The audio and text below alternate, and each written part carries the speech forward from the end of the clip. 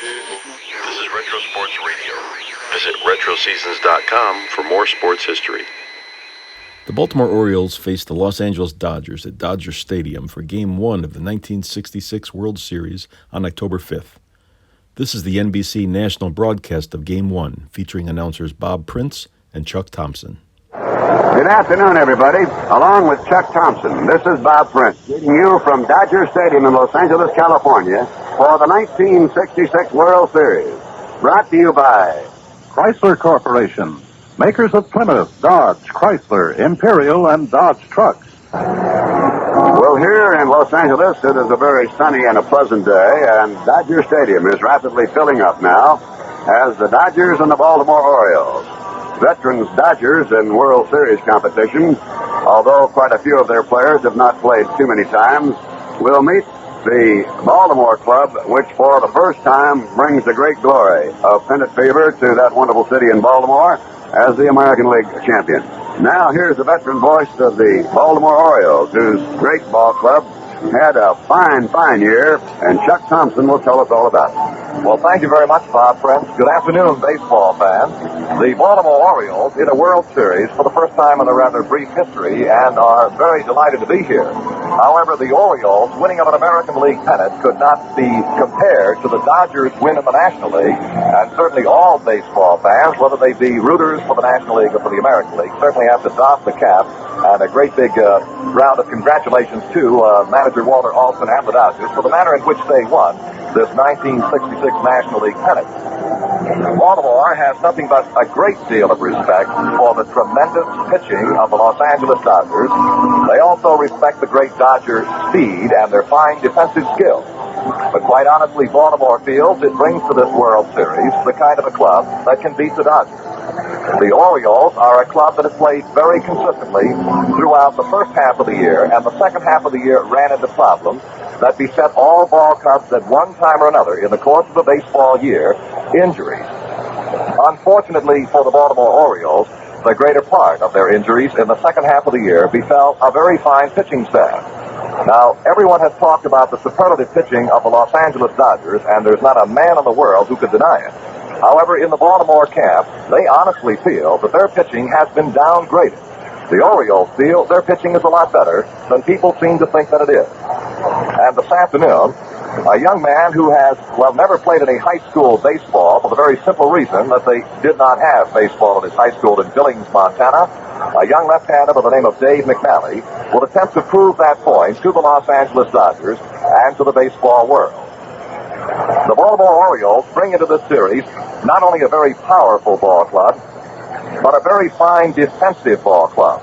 And the leader, of course, is a man that I think many people refer to as the greatest third baseman in baseball today, in Brooks Robinson.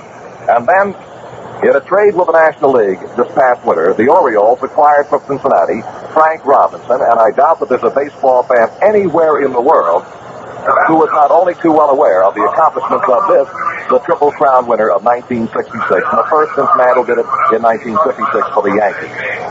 In the background, Bob, I hear the PA announcer coming up with the starting lineups, and I think they are going to be introduced individually and come on out and stand on the foul line, and it might be a good idea if we were to try and introduce or announce our starting lineup along with the PA announcers. They are, first of all, introducing the manager, Hank Bauer, who, the World Series, nothing new to him, and when queried after clinching his first American League pennant as a manager, how he compared it to winning as a player, he said, "This, believe me, is the greatest thrill I have had in baseball." Now for the Orioles, the leadoff hitter will be Luis Aparicio, one of the finest defensive shortstops in all of baseball, who had as great a year as he has ever had as a major leaguer. Batting number 2 will be the Orioles center fielder and a left-handed swinger by the name of Russ Snyder. Now, the Orioles baseball fans refer to this man as Mr. Hubbard. He does not have the superlative skill in any one given department. He's not a great hitter, not the greatest defensive outfielder. He does not have the greatest arm, nor the greatest speed. But he has stayed in the major league on sheer hustle and great competitive desire. The Triple Crown winner, Frank Robinson, will bat third and play in right field for Baltimore.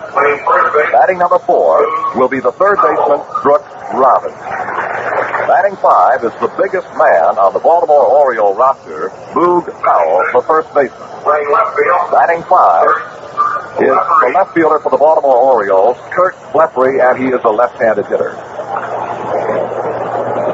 And the number 7 hitter in the Baltimore Orioles batting order will be Dave Johnson. He is a right-handed batter and a rookie. And the number 8 hitter will be another rookie who did a tremendous job for Baltimore. Surprised everyone with his ability to catch on a par with the big leaguers and to stand the pressure of a pennant drive, a native Californian, Andy Etchebarren. And then the pitcher, Dave McNally. This batting order is the batting order that manager Hank Bauer has used throughout the entire 66 campaign against the right-handed pitchers. Now tomorrow, Koufax will take the mound for the Dodgers, and there will be just 1 or 2 changes. Namely, center fielder Russ Snyder will come out of the ball game, and Paul Blair will play in center field for the Orioles against left-handed pitchers. And now, Bob, that's the way the Orioles are going to go to battle these Dodgers in the 66 series. Let's see what the Dodgers do against the Birds. Well, one thing we know, it's a highly partisan crowd, and so the Dodgers will be coming out, and Walter Alston, in his 6th series as a manager, has won 4 and lost 1, and holds the record for victories by a National League manager. Here's Mr. Dodger in the minds of many, Maury Wills, the great shortstop and leadoff batter, and before a knee injury cut him down, a tremendous threat to steal, and may possibly be doing that in the series. Center fielder, one of the fastest men in all of baseball, will be Willie Davis. He can roam far, and he usually is a dead first ball swinger, and I'm sure the Baltimore Orioles know all about that. Now, the right fielder is a very adaptable player.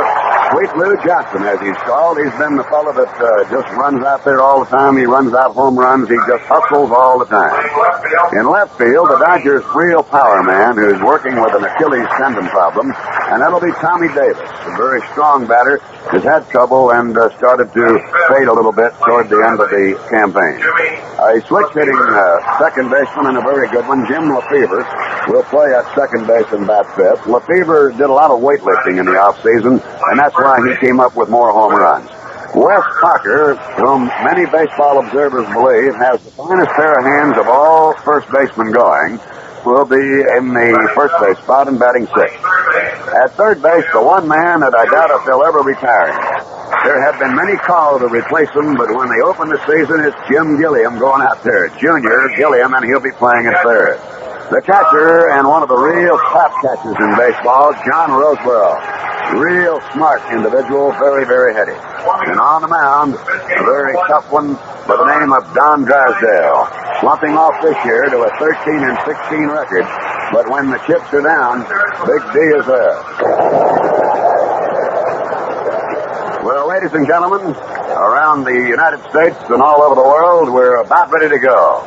Commissioner Eckert is going to toss out the first baseball traditionally, and we will be set to get underway. Right now, let's pause for station identification.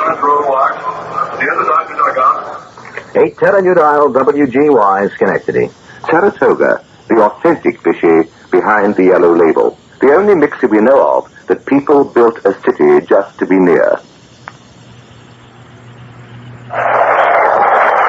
In 1960, I had the extreme pleasure of working the World Series with the veteran voice of the Baltimore Orioles, Mr. Chuck Thompson, who will call the front half of this contest for you. And Chuck, I can only say this. If this series develops into as wild and a woolly one as the Yankees and the Pirates put on in 1960, we'll do some talking together. How true, Bob French, and it'll probably take a few days before we can get over it. That was one of the many great World Series, and it was a great pleasure and a privilege to be there in 1960, as it is again this afternoon. Well, now to the important business at hand. It's just a matter of moments away. On the mound for the Los Angeles Dodgers is the big hard-throwing Don Drysdale. His catcher is John Roseboro, and I would now run the entire defensive lineup of the Dodgers so you can kind of set them in your mind's eye. The first baseman will be Wes Parker. The second baseman, Jim Lefevre. At third base, the incomparable Maury Wills, who played under great handicaps this year and played in a great fashion. And the third baseman, Jim Gilliam. In left field for the Dodgers will be Tommy Davis. The center fielder will be Willie Davis. And the right fielder, Lou Johnson. The umpire at the plate here in game number 1 will be from the National League, Bill Jakowski. At first base, the American League's Nestor Scheimer. At second base, the National League's Chris Panakutis. At third base, the American League's John Wright. Down the left field foul line from the National League, Mel Snyder. Down the right field foul line, the American League's Cal Drummond. To lead off for the Baltimore Orioles, the right-hand hitting shortstop, Luis Aparicio. Luis sits out of a closed stance about the middle of the box, and he will take the ball to the opposite field frequently. Center fielder Willie Davis shades a bit toward the alley, toward right center, as Drysdale winds, and the first pitch of the 66 series is a strike called, and we're underway. Coaching third base for the Baltimore Orioles is Billy Hunter. Coaching first base, Gene Woodling. Drysdale's look to Rosebera for the side. The big right-hander's one strike offering is a bit outside to even the count at 1-1.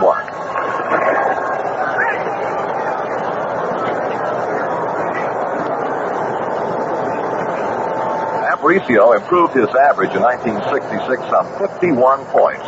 Fly ball is hit out of the shallow right field. Coming up on the ball, the right fielder Lou Johnson, and he parks covered and makes the catch without any trouble. And Aparicio on a 1-1 offering flies to the right fielder Johnson. 1 up and 1 down in the Orioles half of the first inning. Batting number 2 for Baltimore, left-hand hitting center fielder Russ Snyder.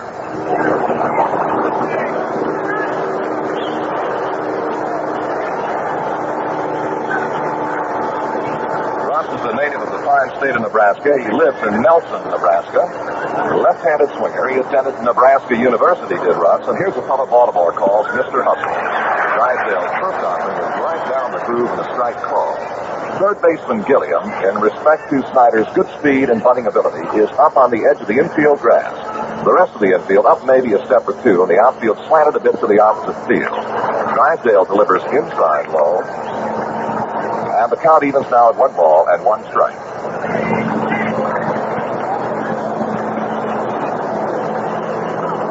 One out and none on.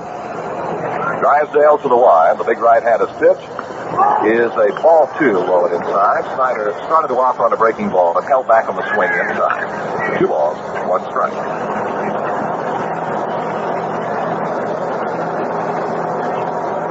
Hit 306 in 1966 with the Birds, second best in the American League. 2-1 pitch to left-hand batting Snyder. Again, misses a little bit low and inside. And the count now, 3 balls and 1 strike.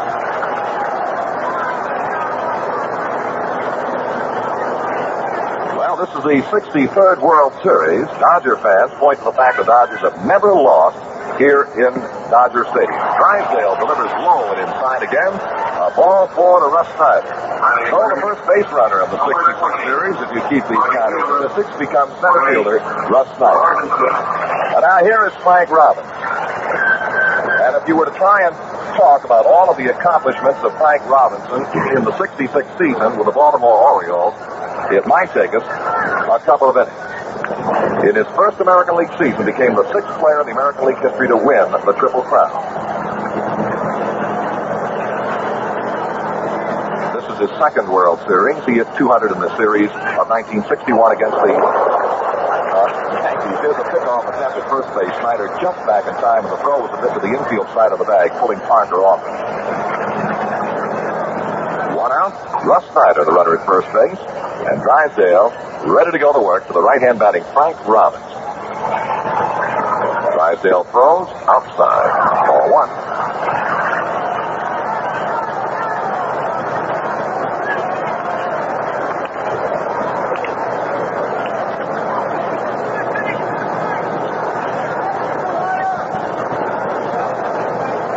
Leading first with 1 away on the top of the first inning. Drysdale's pitch swung on, fly ball well hit, fairly deep to left field. Back goes the left fielder on the warning track. Leaps. He does not get it. It's in for a home run. Frank Robinson homers. And the Orioles take an immediate 2-0 lead over the LA Dodgers. Frank Robinson with a 2-run home run, scoring Russ Snyder ahead of him, gives the Orioles a 2-0 lead. And on I'm thinking back to the very first game of the 1966 campaign. The Orioles opened against the Boston Red Sox at Fenway Park. Were tied up 4-4 in the 13th inning of the first game of the year, and Frank Robinson homered to win it for Baltimore 5-4. Now here is Brooks Robinson with Baltimore leading 2-0 with 1 out. Drysdale's first pitch, a breaking ball, and a strike call to Brooks. If you're not familiar with the measurements at this fine ballpark, 330 feet down the foul lines, right and left. Pitch to Brooks, high and inside to make the count 1 ball, 1 strike. One of the former great third basemen in the American League, George Kell, referred to this man as the finest player in baseball. Drysdale to the move, and the 1-1 to Brooks Robinson. Swinging another drive, well hit, deep to left. Back on the ball, Tommy Davis looking up. It's going, gone. Home run for Brooks Robinson, and it's Baltimore 3, and the Dodgers nothing in the very first inning.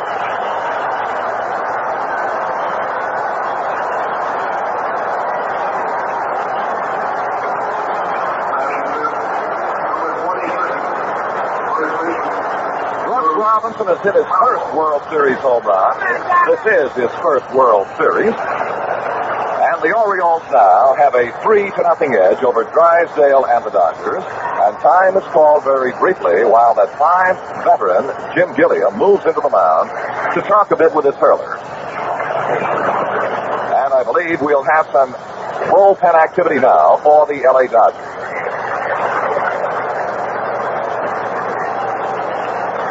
Joe Mueller is warming in the Dodger bullpen as Boog Powell, the left-handed swinging Oriole first baseman, steps in.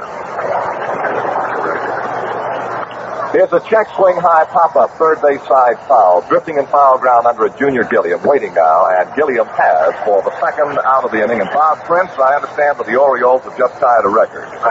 Yes, most consecutive home runs in an inning one ball club. Several have held it. 2 is the record. Washington and the Yankees did it 3 times. So now the Orioles join the most elite circle. 2 down with none on. The Orioles have scored 3 times. A walk to Russ Snyder, a 2-run home run by Frank Robinson, solo blast by Brooks. Drysdale's pitch is high and away, and a ball. Kurt Fleppery, left-hand hitting Oriole left fielder, a young man who brings a tremendous amount of competitive desire to the game of baseball. Drysdale's pitch is fouled away out of play. Ball and strike.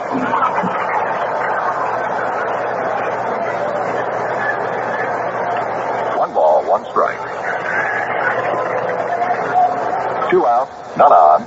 Drysdale turns his back to the plate now to take a momentary breather. And I'm sure there are many fans who are kind of saying to themselves right now, well, Drysdale is working with but 2 days rest. How true. Pitch. Just missed inside. 2 balls, 1 strike to the southpaw hitting Kurt Fleppery.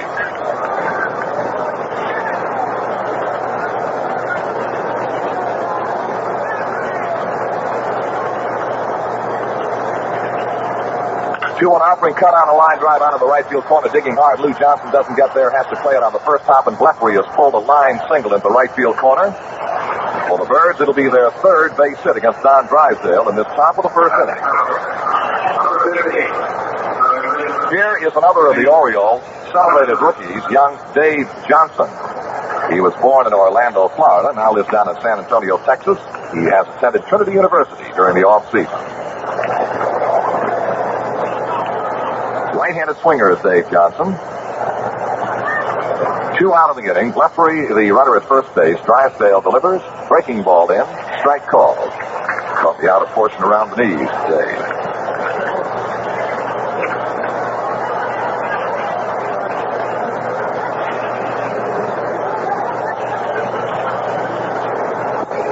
Johnson looks at an offering lone outside to even the count now at 1 ball, 1 strike. This is Dave Johnson. The Baltimore Orioles have another fine utility infielder by the name of Bob Johnson.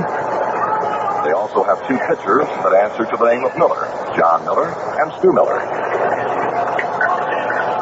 1 ball, 1 strike to Dave Johnson. Drysdale pitches, swing and a miss, strike 2. 1 ball, 2 strikes.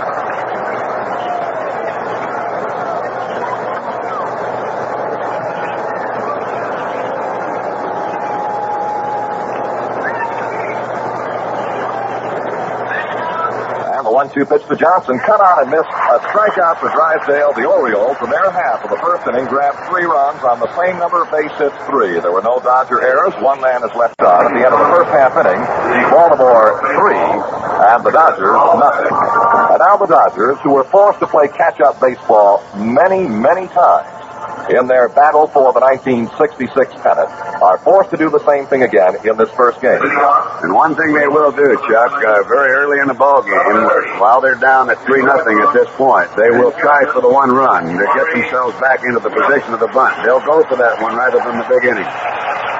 Well, here's Maury Wills. Maury against the left-hand slant for Dave McNally will be a right-handed batter. Native of Washington, D.C. is Maury. McNally's first pitch is a strike call. He got the fastball over the outer portion around the letters.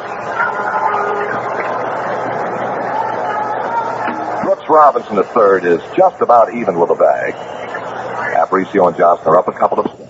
Here's the ball high and outside to right-hand batting Maury Wills. The Oriole outfield is bunched up against Maury Wills. They give him the foul lines down the left field side and the right field side in an effort to try and cut off the alleys in left and right center. Wills fouls this pitch down the first base side and out of play. 1 ball, 2 strikes.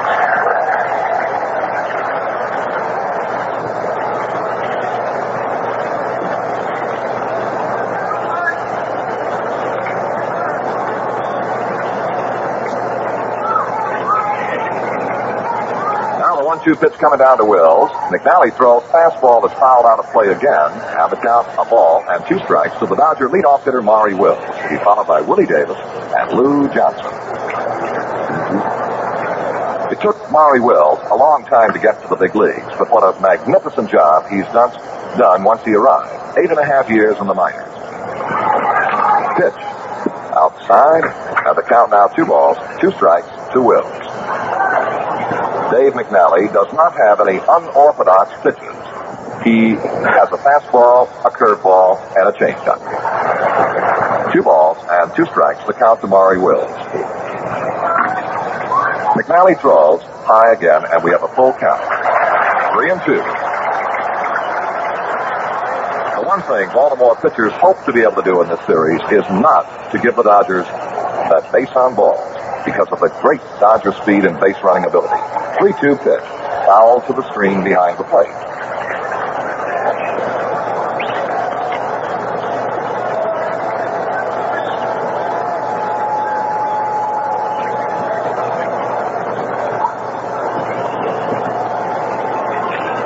McNally has the sign to the line, and the 3-2 pitch to Wills is a ball 4 up high, and Wills is on with a base on ball.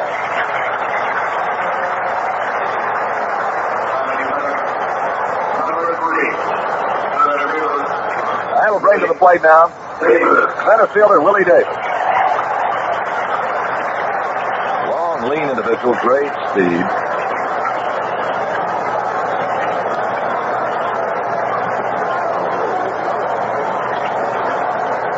And this young man is a first ball hitter for the most part. Wills with a big lead at first.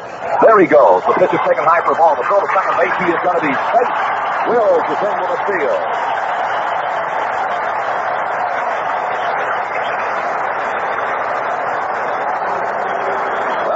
Prince told you just moments ago, this is the Dodger style of baseball. On the very first offering from Dave McNally to the left-hand hitting Willie Davis, Maury Wills was gone and in safely with a steal at second, and time has now been called. Wills seems to have shaken himself up just a little bit on the slide. Maury's been operating pretty much with a very heavily taped right leg, a bad thigh and knee, and I think just asked there for a little time in order to flex his muscles. But it'd take a little more than that, I think, to get him out of this series, Chuck. How true. One of baseball's fine competitors is Maury Wills. Now the 1-0 pitch to the left-hand batting Willie Davis. Swing and a foul out of play coming right up here near the booth.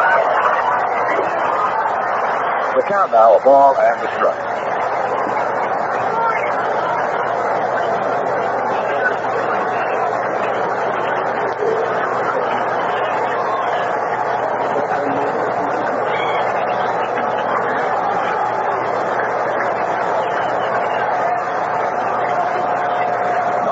Wills halfway around at second base, and the 1-1 pitch coming to Willie Davis. McNally tried a curve, didn't make it. Now the count is 2 balls, 1 strike.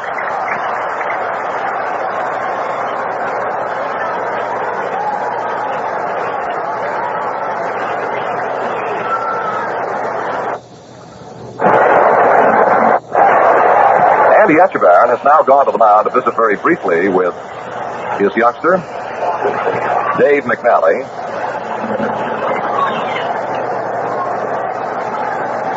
There's just no way you can really explain World Series jitters. They affect everyone, no matter how many series you have played in, or how many series you have been associated with. Now the 2-1 pitch to the left-hand batting Davis. Wills leads second. The pitch is cut on and popped up.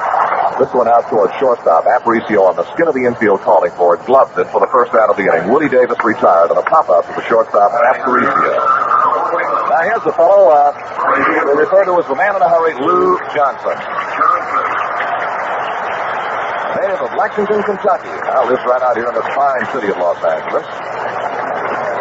Began his pro career in the Yankee organization, and this is his 14th year as a pro. Played for 15 different minor league teams in 13 different leagues. You think he's not happy to be a Dodger and be here?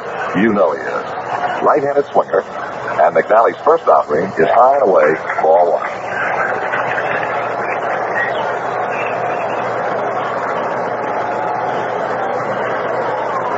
1. Lou hit .272 in 1966. 73 runs batted in. Just one under the club leader, Jim Lefevre. 1-0 pitch coming down to Lou Johnson. Wills at second with 1 away. McNally with a long, hard look towards second, and Johnson figures he'll break the spell, steps out. Wills opened the game with a walk, stole second base. Willie Davis popped to the shortstop, Aparicio. Now McNally ready to deal. 1-0 to Lou Johnson. Southpaw comes off the rubber with a pitch that's cut out. High fly ball, center field. Snyder with the glasses down, tracking toward the alley in left center, getting under it, looks up. The Orioles center fielder makes the catch for the second out of the inning. 2 down as Lou Johnson flies to center fielder, Russ Snyder. Here is Tommy Davis. Born in Brooklyn, New York, and now lives here in Los Angeles. This is his 11th pro season and his 7th year with the Dodgers. He was the only Dodger to hit 300 this year, leading the club with a strong .313.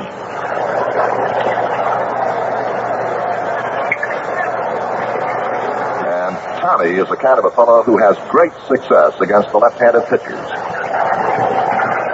He hit .361 against Southpaws this year.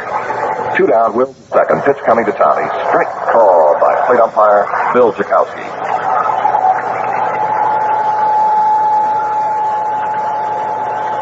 Tommy has led the Dodgers 3 other times hitting against left-handers. 61, 62, and 63. Wills second with 2 down. Left-handed McNally throws to second baseman Dave Johnson, racing toward the bag in a pickoff effort, and Wills went back into the belt buckle without too much difficulty.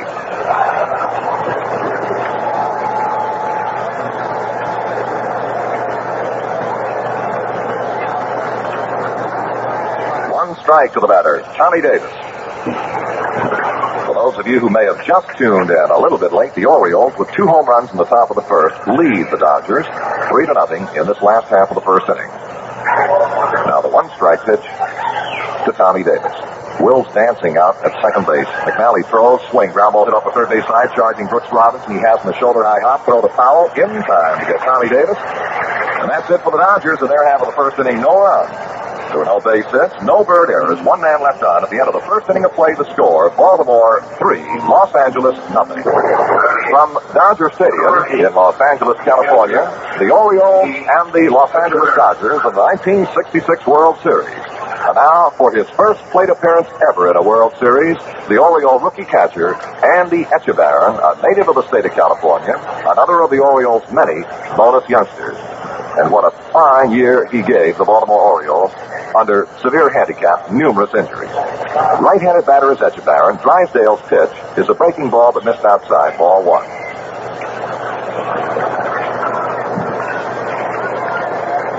Last year, Etchebarren caught in 140 games for the Rochester Red Wings in the International League despite a broken thumb. Ball low and outside to Etchebarren. The count 2 balls and no strikes, and some of the Dodger fans just stir a little uneasily.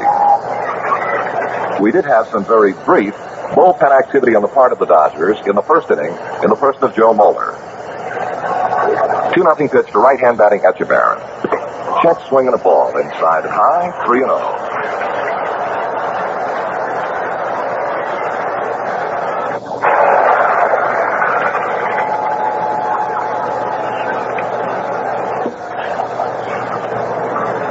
Now the 3-0 pitch to Etchebarren. He takes all the way, and a strike is called.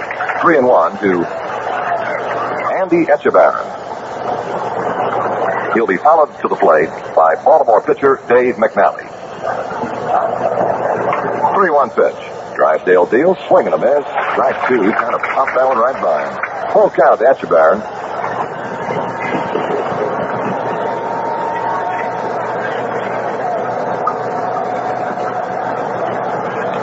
Drysdale looks, and the big right-hander to the move. 3-2 pitch. Ball 4, it's high inside. And there's a walk to Andy Etchebarren. Well, the only other walk that Drysdale issued went to Russ Snyder in the first inning. It was followed by a Frank Robinson home run to give Baltimore a 2-0 lead. And then Brooks Robinson followed with a solo home run to account for the 3 Bird runs. Walk number 2 issued by Drysdale. Here now is pitcher Dave McNally. Dave is a right-handed batter, deep in the box, open stance. And Drysdale to the set below the belt, deals to first base, Etchebarren back safely. Parker holding the runner over that way. And the Dodgers figure that Dave McNally will be moving Etchebarren along with the bunt. The set by Drysdale. McNally squares the bunt off the first base side of the mound. Fielded by the pitcher, no play at second base. Throw to first is in time to retire, sacrificing Dave McNally. You're scoring pitcher to the second baseman covering at first to retire McNally. One away in the top half of the second inning. Etchebarren halfway around, and to the plate for the second time is Luis Aparicio. He was retired in the first inning on a fly ball to the right fielder Lou Johnson.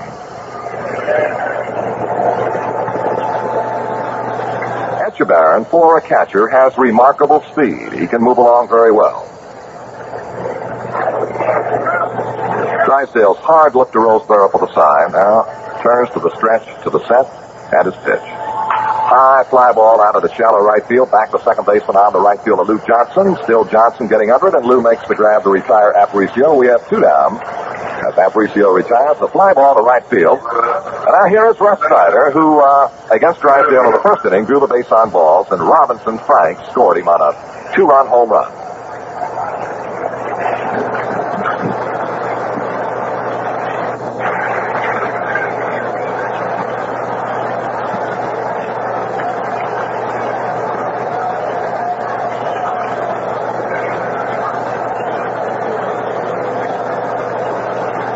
Taking his time, settling in at the plate. Drysdale standing behind the rubber, now toes in, looking down to the side.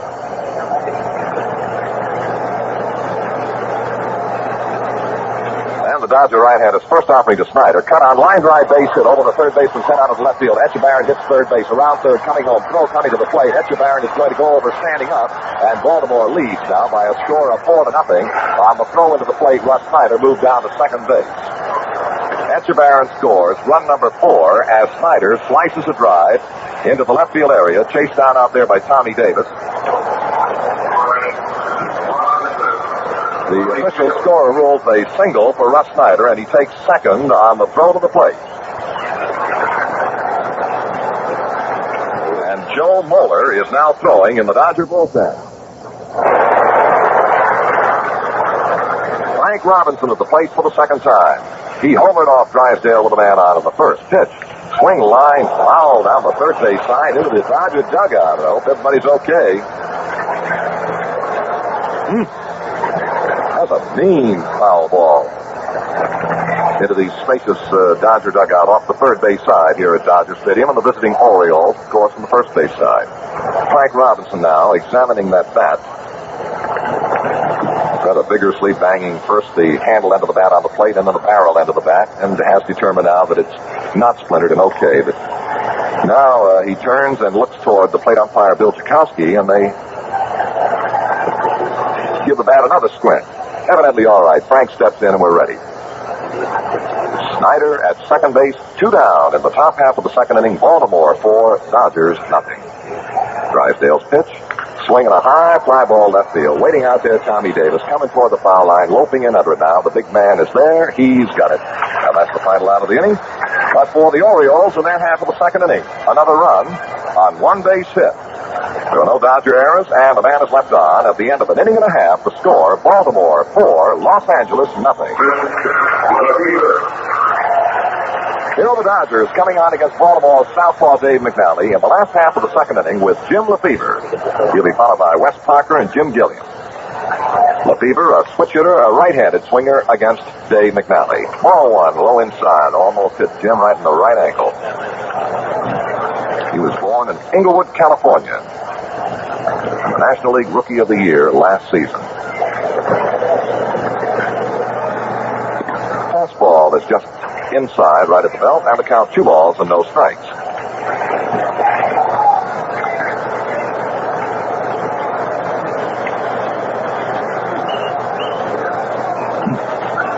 Lefevre waiting now, a 2-0 pitch from Dave McNally. Strike called as the Baltimore left-hander got the inner portion around the letters. Danny Ozark coaching on the first base side for the Dodgers, and Preston Gomez at third. 2-1 pitch to Lefevre. Swing, fly ball, well hit, deep left field. Lefevre going back, looking up, forget it. Home run, Jim Lefevre.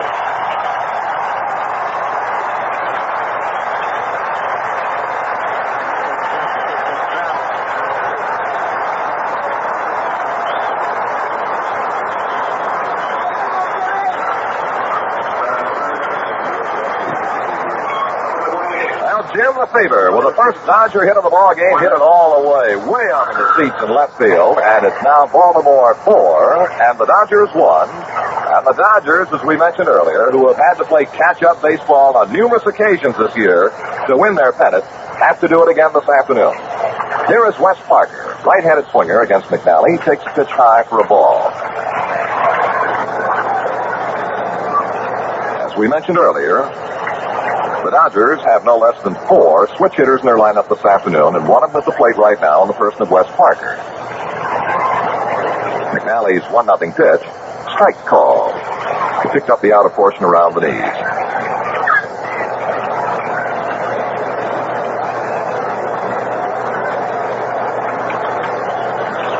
The count even at the ball and the strike to Wes Parker. McNally throws way up high on the ball. I'm not sure what he was trying to let up on the pitch. Whatever he was trying to do, it didn't work. It was a wee bit out of the strike zone. Well, Wes led the Dodgers in games played this year with 156.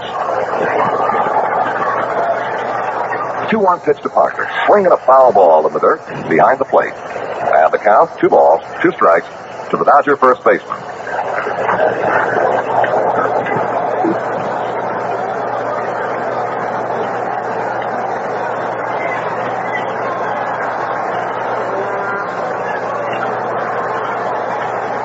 Now the 2-2 pitch coming to Wes Parker. McNally rocks over the rubber. Throw. Ground ball down the first base side. Fair ball just on the line, down to the right field corner. Parker going hard around first, legging for 2. And it evidently was picked off by a spectator down in that right field corner. Frank Robinson could not make any kind of a play. Bounced into the seats, apparently, and Wes Parker has a ground rule double. A right-handed hitter hit that ball right on the chalk line, right down the first base side, and then it trickled out foul. And first base umpire Nestor Shylock had to put on quite an adroit and agile move to keep from being hit by the ball and make the call at the same time. So the Dodgers get a leadoff home run from Lefevre and a follow-up double by Wes Parker, and bring to the plate the veteran Jim Gilliam. And then on the mound with Aparicio and pitcher Dave McNally, and talk things over just a little bit following Parker's double, and the umpire on the right field foul line, Cal Dellin, went on down into the corner and spoke to a spectator about that possible interference, and it may have denied Parker the opportunity of a triple if it was there. 1-0 pitch now to Gilliam. Ball high and outside. Dodger fans here at Dodger Stadium come to life.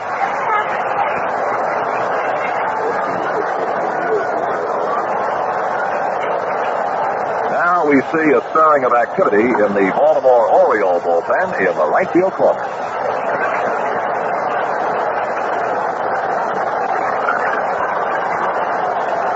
Right-hander Mo Grabowski is warming in the Oriole bullpen. McNally deals high, ball 3.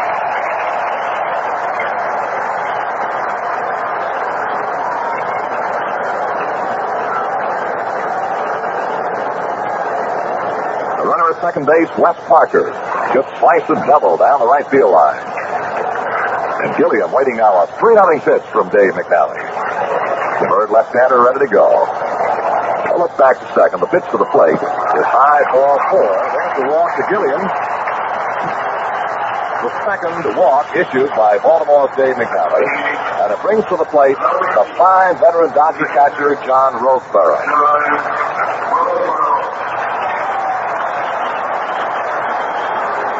This is John's 14th season as a pro. He has had 10 seasons with the Dodgers since joining the club in Brooklyn during the 1957 season.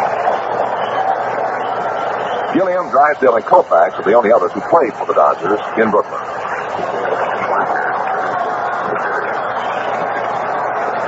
Roseborough, left-handed hitter against the southpaw pitching of McNally. There are none out. Dodger runners. Parker at second, Gilliam at first, McNally set. And the pitch, breaking ball high, ball 1. The Orioles 4, the Dodgers 1. We're in the last half of the second inning of game number 1. And the Dodgers have brought pressure to bear on the young Baltimore southpaw Dave McNally.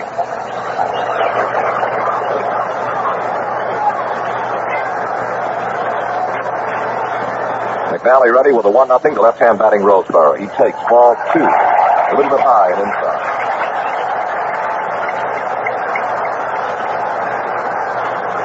Manager Hank Bauer of the Orioles stirring a bit nervously down in the dugout.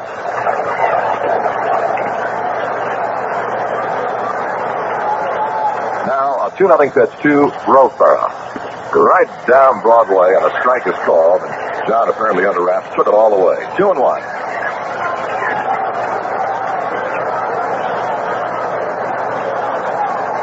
Orioles center fielder Snyder laying rather deep in center, a bit around toward the alley. Actually, the outfield's kind of fanned out, guarding all the exits against Roseborough, who may hit the ball anywhere. 2-1 pitch. Swing and a miss, strike 2. And John didn't hold a whole lot back, I'll guarantee you. 2 balls, 2 strikes to Roseborough. Not out. Dodger runners first and second. And Drysdale, the on-deck hitter, and I'm sure all of you are aware of the fact that he's a fine hitting pitcher.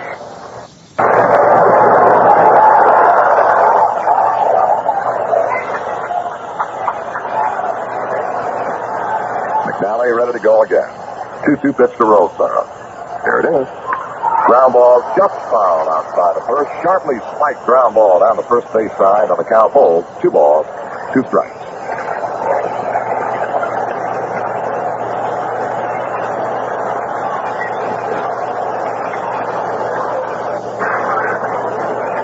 A few moments ago, Baltimore reliever Mo Grabowski started to warm in the Oriole bullpen. So now both bullpens have been activated, and we have yet to complete 2 innings of the first game. 2-2 the count to Roseborough. McNally ready. The left-handed throw. Look out. High. And a foul ball. Hold on a minute. This pitch right over Roseborough's head and nicks the bat and carry him foul. And Dave McNally and the Orioles come up with a pretty good break. Roseborough didn't have to duck very much at all, but that bat was cocked right up behind the left ear, and the ball picked it off neatly as could be. A town foul. Right now, the game will be held up momentarily. Pitching coach Harry Brackeen, one of the greats in this fine game of baseball, is on his way to the mound, and he will now talk briefly with pitcher Dave McNally and catcher Andy Etchebarren. Bob Prince? Well, Chuck, while we have this momentary delay, we'd like to say that professional baseball has every right to be proud of its college scholarship program. Inaugurated in 1961, the plan provides college scholarships to qualified boys when they sign as professional baseball players. More than 570 boys have received scholarships under this program. Many are playing ball in the summer and going to college in the off-season. Some who could not make the grade in baseball now are pursuing their studies full-time with expenses paid by baseball. Well, Burkeen has made his trip to the mound, and that settles that down. Naturally, out there being the great pitching coach he is, to talk to young McNally. It's a 2-ball, 2-strike count. It's 4-1, Baltimore leading, but the Dodgers threatening with 2 on in the second. Here's Chuck Thompson. 2-2, the count to Roseboro. McNally ready to go. And here's his pitch. Ground ball, pump foul outside of first, and the count holds 2-2.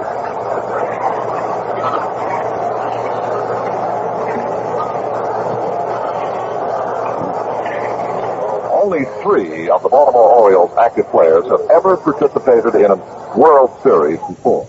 Frank Robinson, Stu Millet, and shortstop Luis Aparicio. 18 of the Dodgers have had and felt this kind of pressure before. The 2-2 pitch. Fly ball hit off in the alley in right center field, going high left sider, coming up with the ball, still going. He dives, makes a one-handed grab in the alley in right center field, and the runners will have to hold. Snyder, a little slow, tracking the ball, and then finally got a line on it and extended the left arm full length and speared the drive in the alley in right center field to take away an extra base hit from John Roseboro. Well, that's the defensive play of the ball game so far. 1 out of the inning. And Don Drysdale is not going to bat. He will not bat. We are going to get Dick Stewart. Dick Stewart. A former American leaguer, and he knows McNally.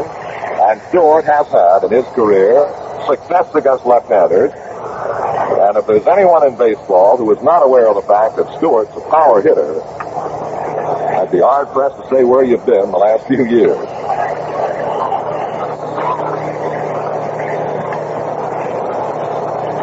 His greatest year in baseball, of course, was 1956 with Lincoln in the Western League, when this big brawny first baseman hit 66 home runs. In 2 American League seasons, he knocked in 118 and 114 runs.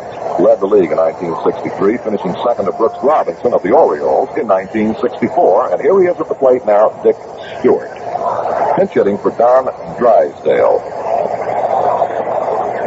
1 out.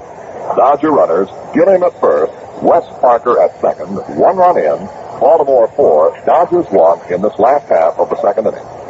McNally's ready, and his pitch to Stewart. High, ball 1.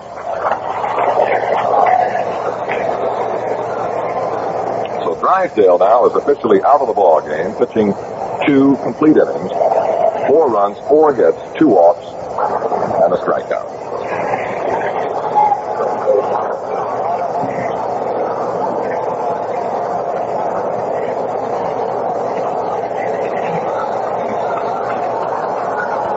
The count to the right-hand batting Dick Stewart.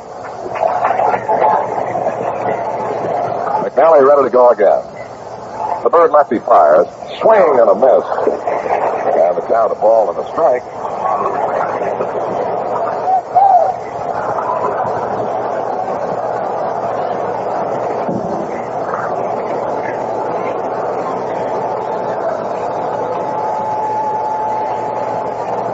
Now the 1-1 offering. Gilliam leading first, Parker at second. McNally ready to go. Pitch, swing and a miss, strike 2. And McNally seems to have been content to fastball Stewart. He was down and in with the first one and then up and away with the second one. And now is ahead of the count of the ball, 2 strikes to the pinch hitter Dick Stewart.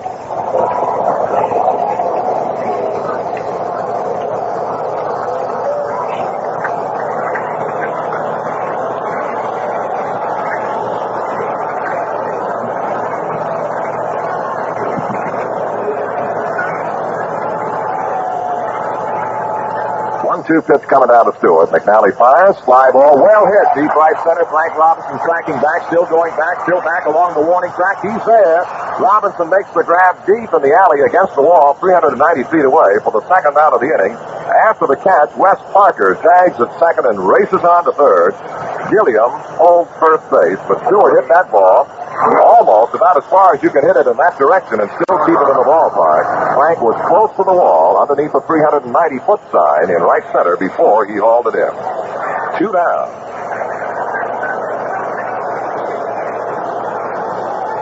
And now at the plate, Maury Wills. Time call right now. Frank Robinson coming in toward his second baseman, Davey Johnson.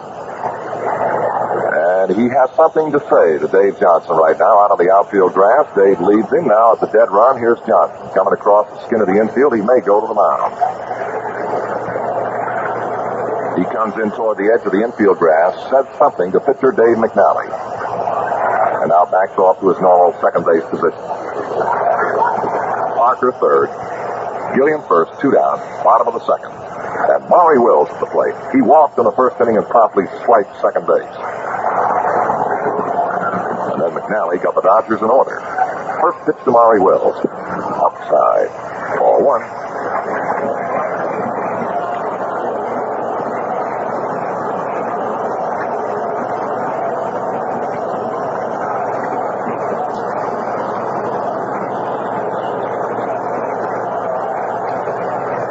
McNally's 1-0 pitch to Wills.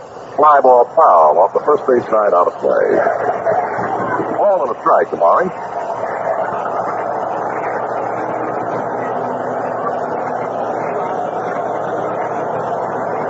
Well, I don't know where you'd go to find a seat in this great and beautiful ballpark in Chavez Ravine, and that includes this booth.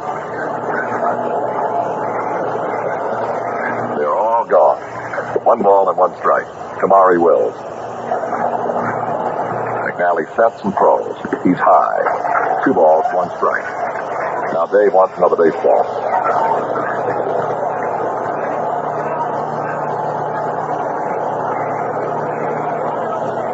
Etchebarren spent a little time rubbing down the new ball just in an effort to slow McNally down somewhat. The Oriole bullpen still active. Right-hander Mo Grabowski is just staying loose.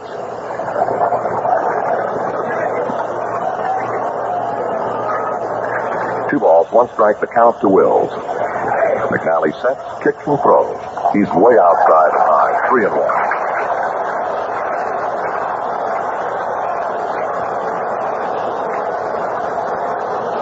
The last time Dave McNally had a chance to pitch in competition, the same thing happened to him. He had a very troublesome first 3 innings. As a matter of fact, gave up 8 hits in the first 3 innings that he worked, and then settled on from there over the next 5 to allow the 3 hits. Now he has a 3-1 pitch to make to Wills. Here it is. Swing and a miss. Wills was going on the 3-1. Full count to Maury. 3-2.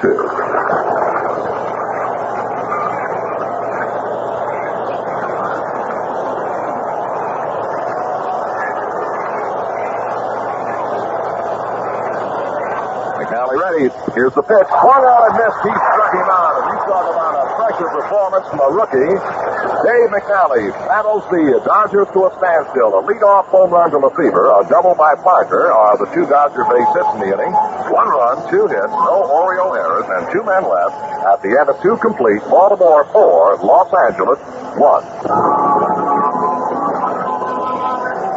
The Orioles will come to bat at the top of the 3rd inning against the new Dodger hurler.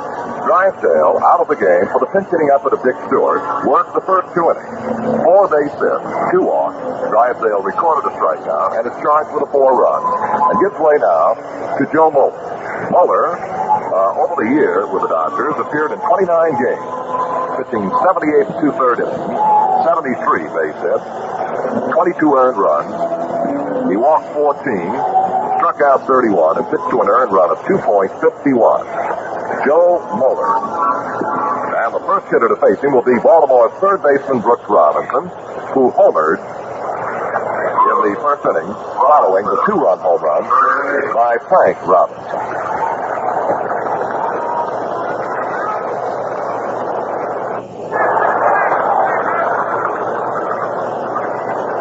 Here is Brooks Robinson facing the right-handed Joe Muller. And the first offering coming to Brooks. High foul out of play. Strike 1.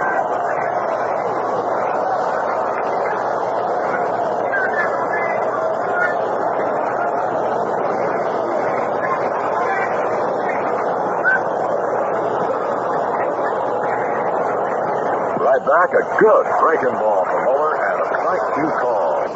Fine looking pitch. Dodger right-handed.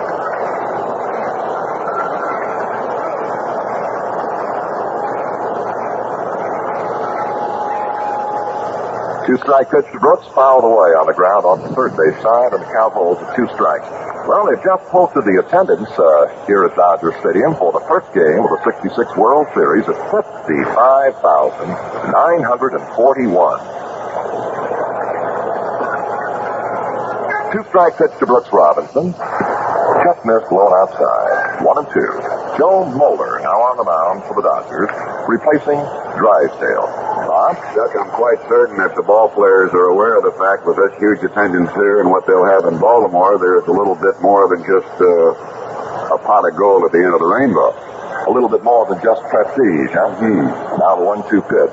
Ground ball hit off the third base side, charging toward the back. Gilliam with a good belt high grab. The throw on to first is in time to get Brooks Robinson for the first out of the inning. Brooks returns and a ground ball to third baseman Gilliam. Here now, Oriole first baseman Boog Powell, who in his first at-bat on a check swing fouled to the third baseman Gilliam. This is a great big man, the biggest of the Orioles, with awesome power, and over the last part of the year has battled the injury bugaboo. Pitch. Strike called. Boog. Powell sustained a chip fracture of the ring finger of the left hand against Detroit, and in the final week of the year, re-injured his right wrist. So he's got a sore left hand and a sore right wrist. 1 strike pitch. Inside, the big fella backs off without any trouble, and the count is a ball and a strike.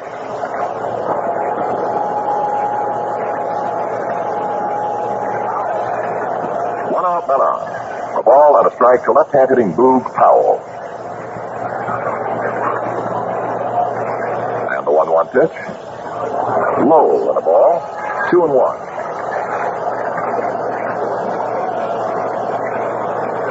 Bleffery, the on-deck hitter for Baltimore.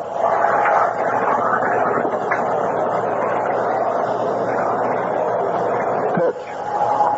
Just outside low. 3-1.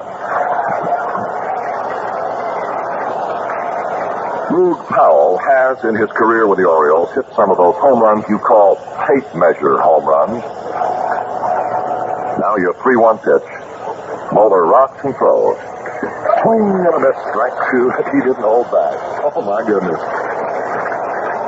However, Brooks Robinson, or rather Frank Robinson, is the only Oriole ever to have hit a home run completely out of Memorial Stadium in Baltimore. 3-2 pitch to Boog Powell. Ground ball hit right toward the shortstop Wills. Comes up on a peculiar hop off the left shoulder. He made the grab and throw on to first in time to get Powell.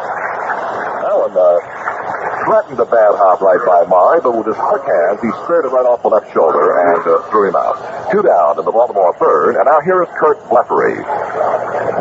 This is a young man that takes a good deal of kidding on occasion from his teammates, particularly from Frank Robinson. Frank refers to this fellow as Clank, meaning that he carries an iron glove. Actually, he is not that bad a defensive ball player. Moeller, in relief of Drysdale, knocks over the rubber and deals. High pop-up. This one out into shallow center field on the outfield grass, backing and waiting. Shortstop Maury Wills makes the catch, and the Orioles, for the first time today, are 3 up and 3 down. At the end of 2.5, the score, Baltimore 4, Los Angeles 1. Well, the Dodgers will come on in the last half of the third inning against Baltimore's Dave McNally with Willie Davis, center fielder. In the first inning, Davis pops to the shortstop Aparicio, left-hander. And McNally's first offering to Willie, swinging a high pop-up, middle of the infield. Dave Johnson calling for it. The second baseman gives way now to the shortstop Aparicio. And Aparicio on the first base side of second grabs the pop-up for the first out of the inning.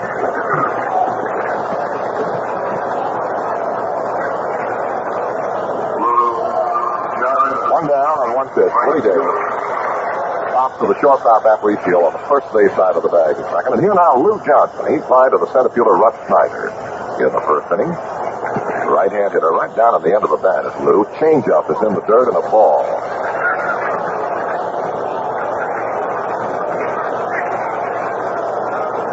You know, we never even so much as mentioned the weather out here in Los Angeles this afternoon, and that's an unpardonable crime. It's beautiful. Absolutely beautiful.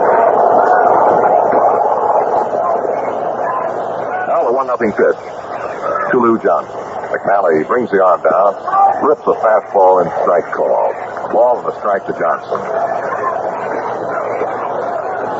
Few fleecy clouds overhead, a lot of sunshine, and perfect baseball weather. Now the 1-1 pitch coming to Johnson. High, ball, 2-1.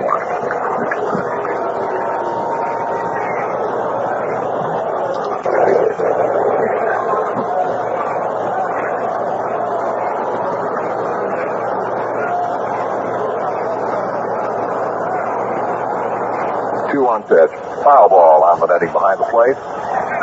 2-2 to Johnson. 1 out, none on. Last half of the third inning. Score, Baltimore 4, Dodgers 1. And for those of you who perhaps have just tuned our way, the Orioles got off to a big start in the first inning with a 2-run home run from Frank Robinson and a solo home run from Brooks. Added one more run in the second. High. Up 3, and this one was really high. Now and then, a few of the change-ups that McNally will try to throw will result in a pitch like the one we've just witnessed. Now a 3-2 pitch to Johnson.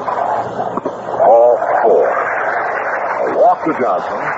The third walk issued this afternoon by the Baltimore left-hander Dave McNally. 1 out, Dodger runner at first, Johnson. And here now is Tommy Davis.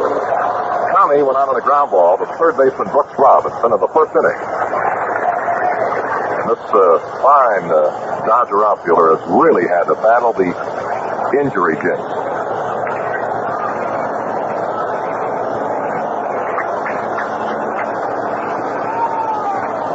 Walking out a bit of a lead at first base, Lou Johnson. Holding with him, first baseman Powell. McNally sets, looks to first, comes to the plate, missing high and away with a ball. Breaking ball that just didn't break.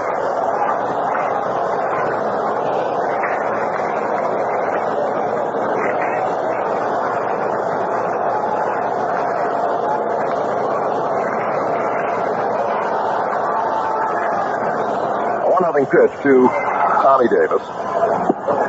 Missed low on it outside. 2-0 now.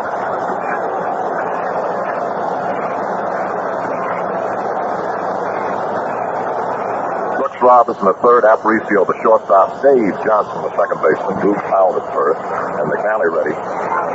2-0 pitch to Tommy Davis. Ball 3.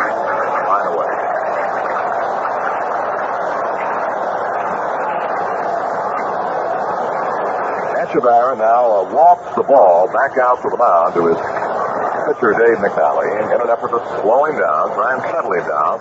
And again, the sign has gone to the Oriole bullpen. And again, I believe it will be Mo Grabowski.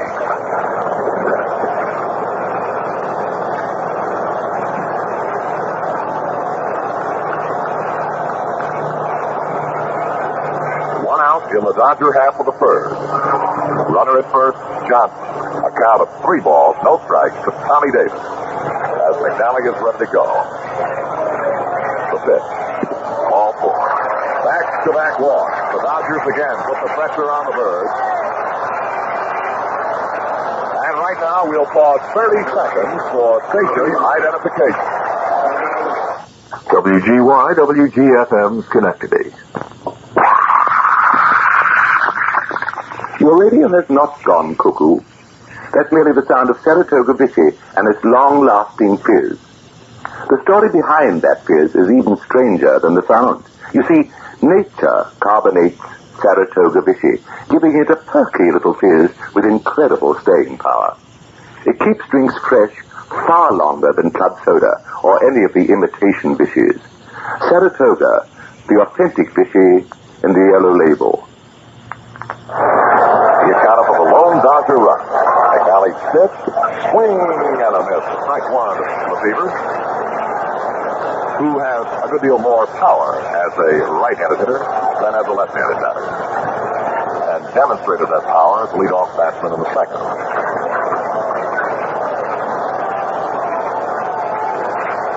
One strike, the count to Right-hand swinging Lefevre. McNally is ready to go. Third lefty step. Way outside. Almost a wild pitch. 1 ball and 1 strike to Lefevre. Now Aparicio on the dead run races to the mound to talk to McNally. Bob Miller is up and throwing in the Dodger bullpen. Mo Grabowski in the Oriole bullpen. We're in the bottom of the third. 1 out of the inning. Dodger runners first and second. And Lefevre waiting now. A 1-1 pitch from McNally. Here it is. Change-up. Just missed inside. Now 2 balls, 1 strike. Fine-looking off-speed pitch from McNally, but just missed a bit inside around the letters.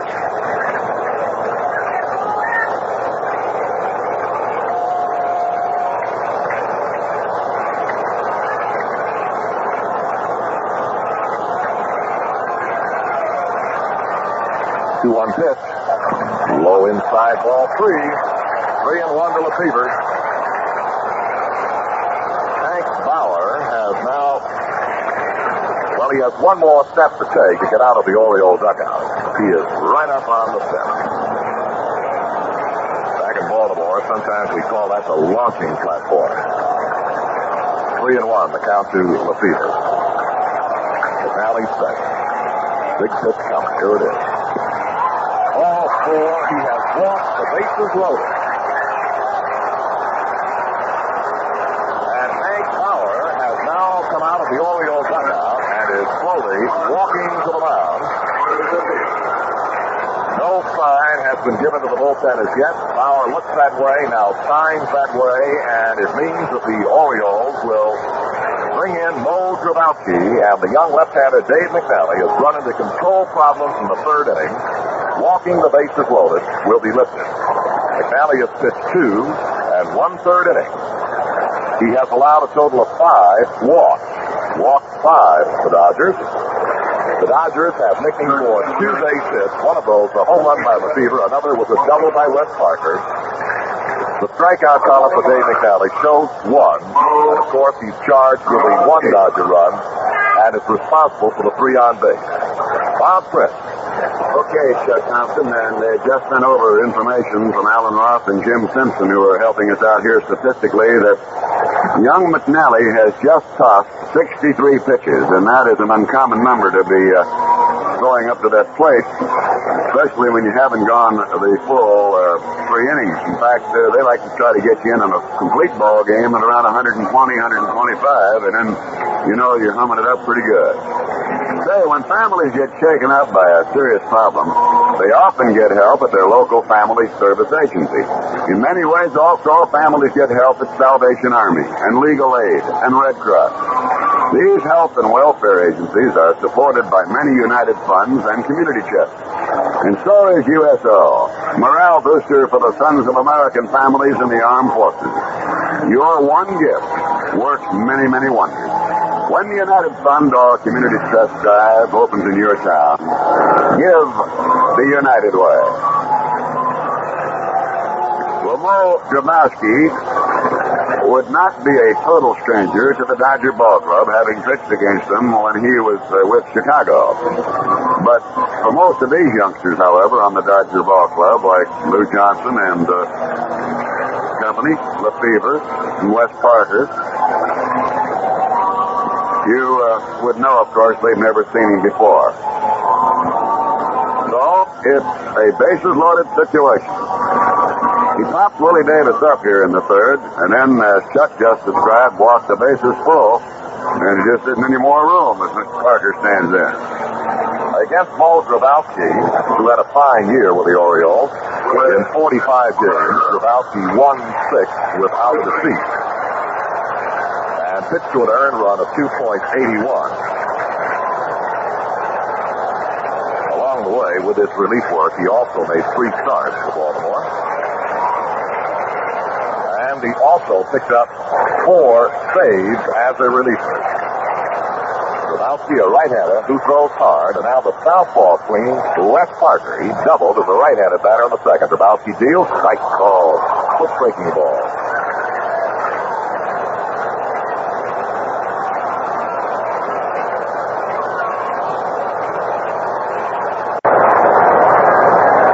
Everywhere you look, there's a Dodger. Lou Johnson at third, Tom Davis at second, and Jim Lefebvre at first.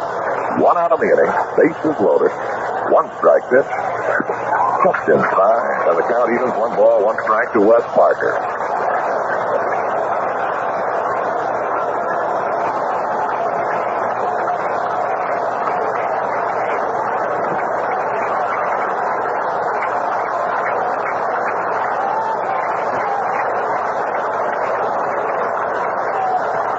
Now the 1-1 pitch coming to Wes Parker. Drabowski fires. Strike 2 call. He picks up the outer portion just above the knees. And I'm sure you heard the crowd reaction. No words necessary. 1-2. The count to Parker.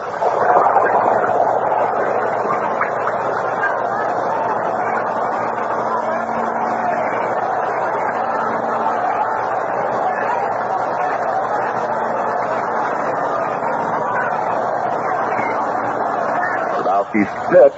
Swing and a miss. He struck him out. Drabowski picks up a strikeout. The second out of the inning. And now the batter is Jim Gilliam, third baseman who walked in the second inning. Among 5 free tickets issued by the Baltimore starter, Dave McNally, this afternoon.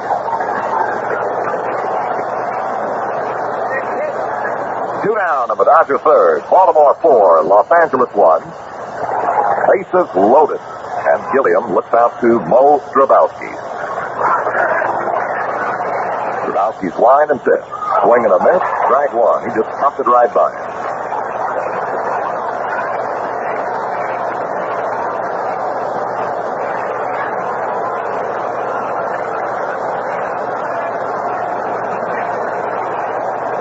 Etchebar inside. Drabowski looks to third. Checking on Lou Johnson. 2 to wind the pitch. Missed inside low. A ball and a strike.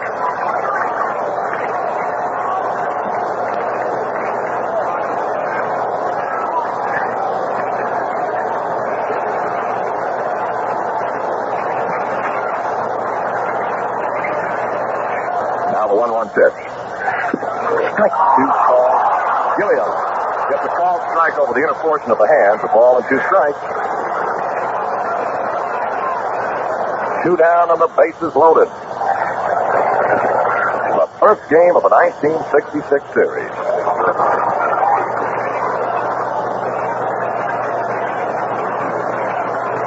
Now the 1-2 pitch to Gilliam. Drabowski is ready. Here it is. Just outside, 2-2. Drabowski on the follow-through just froze. Stared at the plate, waiting for Etchebarren to return the ball.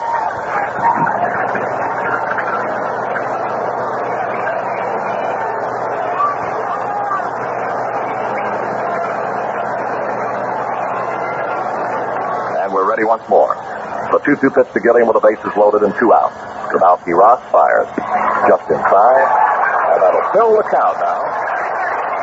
Prince said no room for Mr. Gilliam.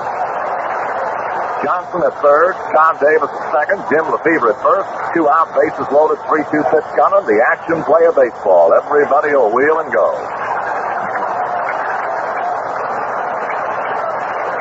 Left hand hitting Gilliam at the plate. Powell is kind of deep down there at first base. And Drabowski will work from the stretch. The set and the 3-2. Foul ball out of play.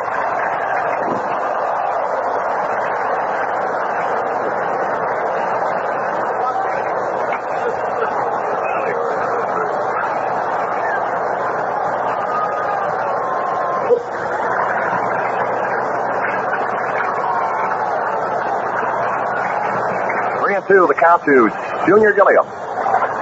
And the tension just relaxes momentarily now as Drabowski grabbed the rosin, and now it begins to build up as he toes the rubber to pick up the sign.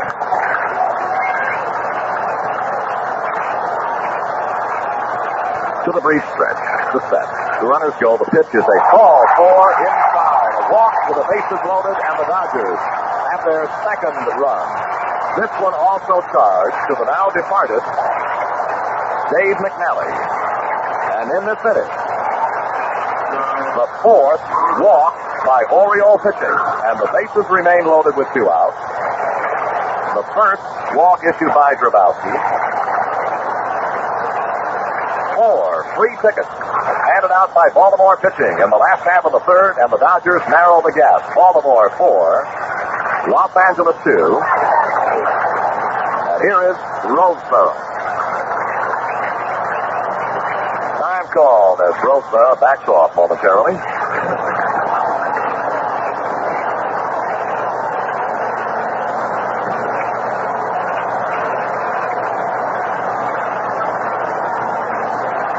To the move, the first pitch to Roseboro is a check swing ball down low. He started to whopper, took the full stride into the pitch, and then just snapped the bat. Held it steady. Ball 1.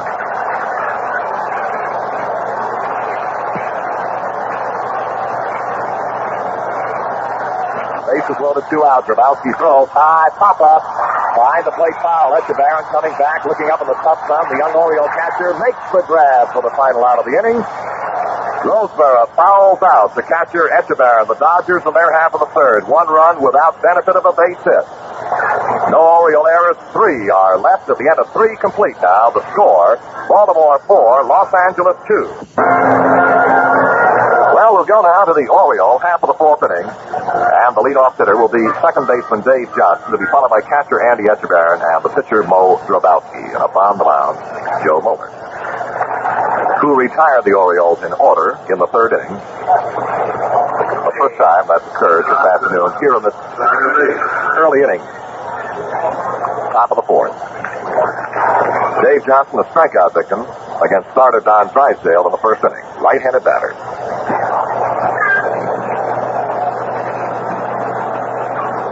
Moeller's first offering to Dave Johnson missed outside the ball. I've always loved the sense of humor of baseball fans, and I couldn't help but overhear that remark. Now the 1-0 pitch coming down. Swing line drive deep left field. Back of the ball goes Tommy Davis, still going back. He will not get to it. It bounces in the warning track and then into the seats. And racing to second base goes Dave Johnson. Hold on, it didn't get the seats. It bounced off that screen and then came back out of the playing field. And Tommy Davis had to retrieve it. The ball was in play all the way, bounced in the warning track, hit the screen in front of the bullpen out there in the left field corner, carried back, and the umpire, Mel Steiner, right on the scene, gave us the safe call all the way. Johnson races in with a stand-up double.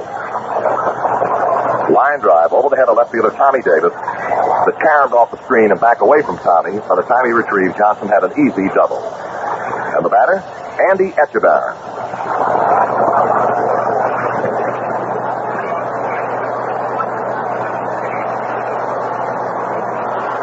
Pitch to Etchebarren. Ball outside. The double by Dave Johnson. The first hit the Birds have had off Joe Moeller.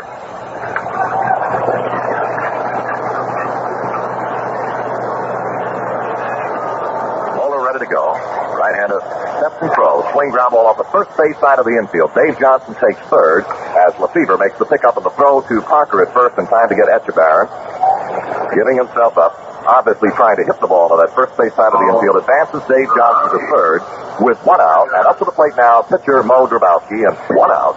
Runner at third is Dave Johnson. He is a fine base runner with good speed. And in this instance, the Dodgers will play their infield up all the way around. About a step back off the infield grass all the way. The pitch to Mo Drysdale. Ball low and outside.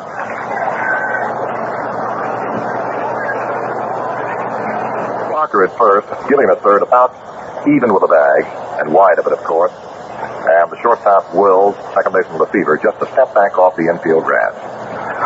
1 out. Moeller rocks to the line. Pitch coming to Drysdale. Ball down low. 2 balls, no strikes.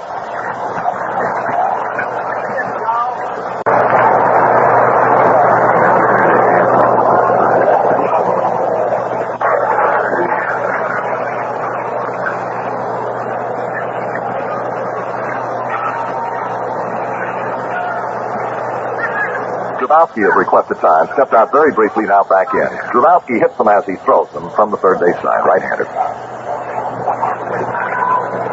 2 balls, no strikes. The pitch coming. He squares the bunt, took the pitch rolling outside for a ball. Just kind of ran the hands up the bat, looked at it all the way, and the Birds didn't have anything going. Apparently, Drybowski was just taking in that fashion. 3 balls, no strikes.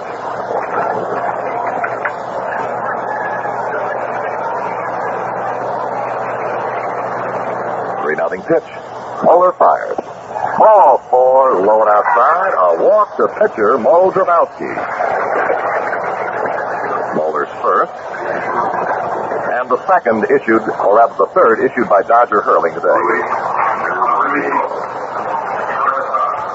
Just checking these scorecards. We hope you'll do it with us. It looks as though there have been 9 walks in this ball game so far, and we haven't cleared the top of the 4th. Kind of walking through Dodger Stadium. Runners at first and third, and now the Dodger infield backs off to what could be referred to as a double play depth. As Aparicio steps in, he's 0 for 2. Pitch to Aparicio, low, and a good save from Roseboro. Ball 1. It's Baltimore 4, Los Angeles 2, here on the top of the 4th.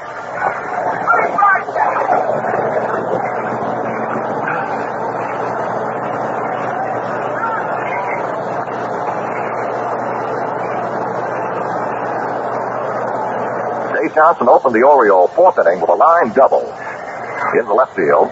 Took third as Etchebarren grounded out to the second baseman. Then Drybowski walked. And now the 1-0 pitch to Aparicio. Runners first and third. Here it is. Look out. Hit high inside. Louis rocks out of the way, and the count is 2-0. And you feel kind of a uneasy sort of tension mounting among the Dodger fans here. Miller and Brewer. Brewer, left-hander, working in the Dodger bullpen. Brewer and Miller are both warming in the Dodger bullpen. Miller, Jim Brewer. And Aparicio at the plate waiting a 2-0 pitch from Moeller.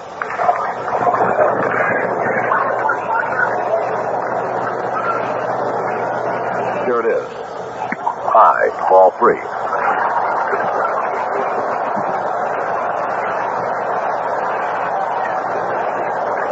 Aparicio now backs out with a quick look to third base coach Billy Hunter as to hitting or taking on 3-0.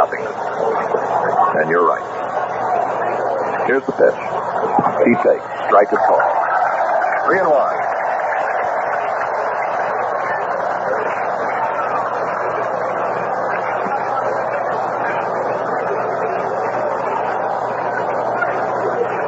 Your 3-1 pitch to Aparicio. Moeller fires. Swing, ground ball off the third base side shortstop. Fire to the right. Makes the pick up. The throw at second base for 1 on to first base. No, they don't get the double play, and the run scored.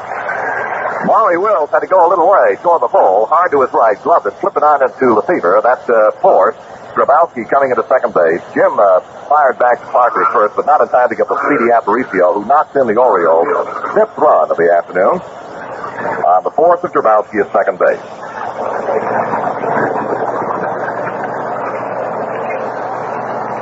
2 down, and now the batter, left-hand hitting Russ Snyder, who's walked and singled and knocked in a run. Quick throw to first, and this one almost found a spectator. Parker really had to get up in the air to grab what might have been an error on the part of Moeller. Aparicio with a good lead, beset by Moeller. Quick throw to first, back safely as Aparicio, diving back this time, and a much better throw from Moeller. Snyder requests time, backs out, looking to first base. Dodger infield, third baseman Gilliam up in that cutout portion of the infield. And the other infield is up a step or 2 against Snyder. Moeller throws. He's got a strike call. Right fielder Johnson kind of holds his own straightaway right field for the left-hand hitting of Snyder, but center fielder Willie Davis shades a bit toward left center, up shallow and favoring the foul line in left field, Tommy Davis. 1 strike to count to Snyder. Moeller ready. Pitch. High and outside. 1-1. Chuck, you were talking about the bases on balls, 9 here. The most bases on balls in the World Series is 19. If they approach that record, there might be a few late suppers. Not to mention a few upset stomachs. And here's the ball. Inside and low to Snyder. 2-1.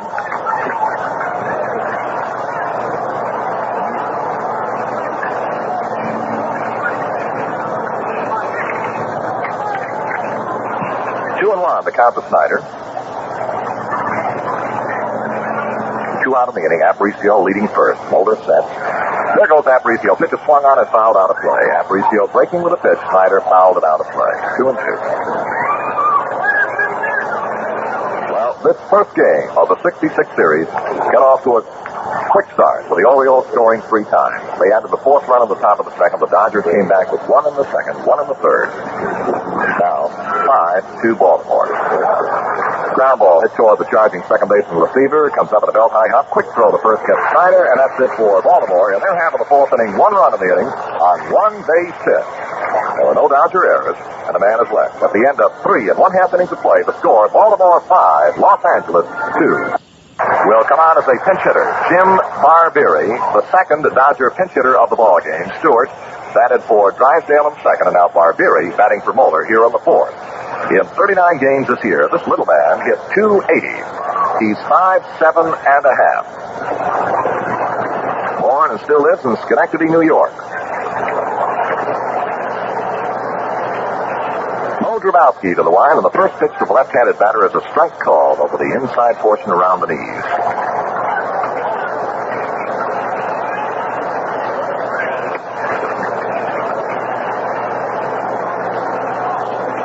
One strike pitch to Barbieri. A little tight this time, and a ball, 1 strike.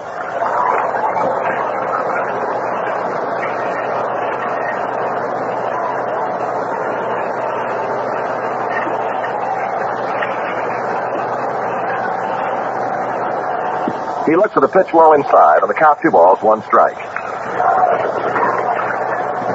Jim played in the minors in the Dodger organization for 6.5 years. Before being brought up to the Dodgers early in July. 2-1 pitch to Barbieri. Strike called. 2-2 to Jim.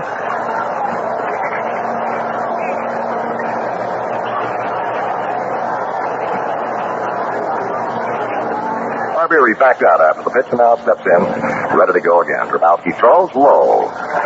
Full count. We've had a few of those this afternoon.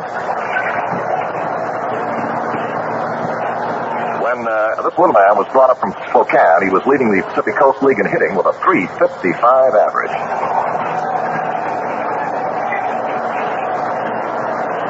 Grabowski's 3-2 pitch to Barbieri. Swing and a miss, he struck him out. Barbieri goes down swinging for Mo Grabowski, his second strikeout. 1 out of the inning. Top of the order, and Maury Wills. Now Maury will move around to the first base side of the plate as a left-handed batter. In the first inning, Maury walked, promptly stole second. In the second inning, he struck out.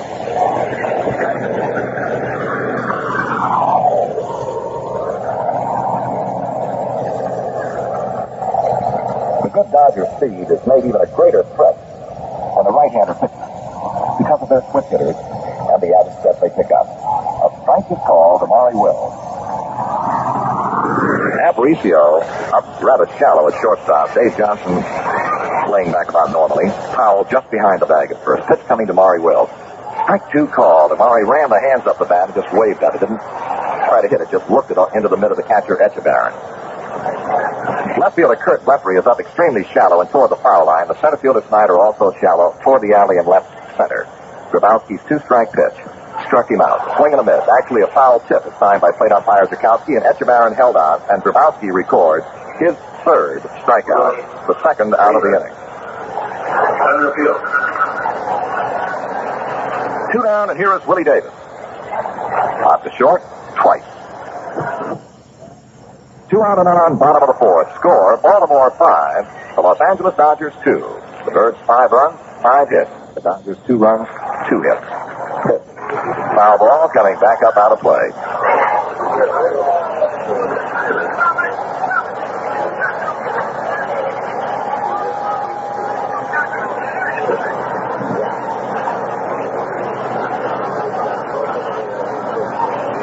Changeup is hit foul down the first base side toward the Oriole dugout. And the count now 2 strikes to Willie Davis.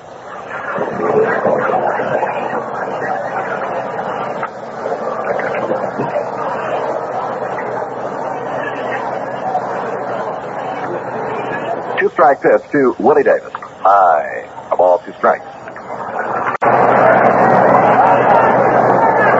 the way the Orioles played Maury Wills. Now Snyder is deep in center field, around toward the alley in right center. Lefty laying back deep in left field. Robinson deep in right. Pitch too high. 2 balls, 2 strikes. And the infield is cut around to the first base side with Dave Johnson, the deepest man, almost to the edge of the outfield grass. 2-2 to Willie Davis. Grabowski fires. Struck him out. Swinging another foul tip, and Esther Barron held on. So Grabowski fans the side at the end of 4 full innings of play. The score, Baltimore 5, Los Angeles 2.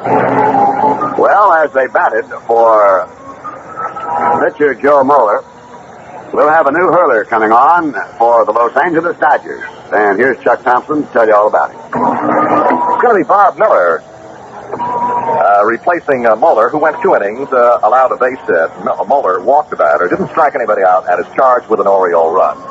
And on in his place now is Bob Miller. Miller appeared in 29 games for the Dodgers this year. Check that, make that 46 games for Miller. 84 in the 3rd innings and 70 base hits. 29 walks, 58 strikeouts to an earned run of 2.79. And his won-and-loss record, 4 wins, 2 defeats. Born in St. Louis, Missouri. Now lives here in California. In his 10th year as a pro, he led the National League in games in 1964 with 74, which is a Dodger record, tying Jim Constante's National League record, which has since been broken by Ted Abernathy. So we have Bob Miller. And the first batter to face Bob Miller will be right fielder Frank Robinson, who sparked the Birds in the very first inning. Following a walk to Russ Snyder, Frank Robinson exploded for a towering home run in the seats from the left field corner. And Brooks Robinson matched it with a solo home run. The first Triple Crown winner since Mickey Mantle won it in 1956.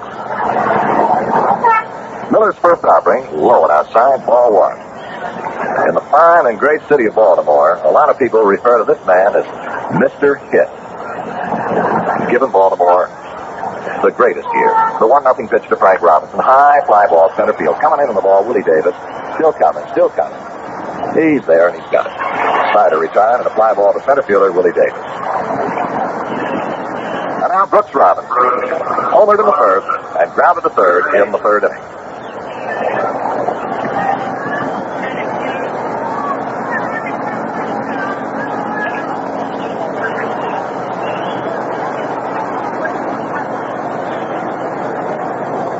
Miller's first offering to Brooks Robinson. Swinging another high fly ball in the same general area. Here comes Willie Davis charging into the alley left center. Backpedaling, though, Wills the shortstop. And it's Wills the shortstop backing under it for the second out of the inning. 2 up, 2 down. And now Boog Powell, who fouled to the third baseman in the first inning and grounded to the shortstop in the 3rd.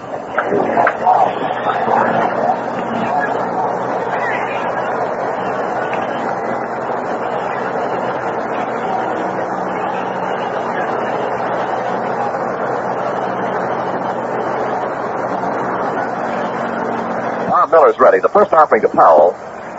Low outside. Ball 1.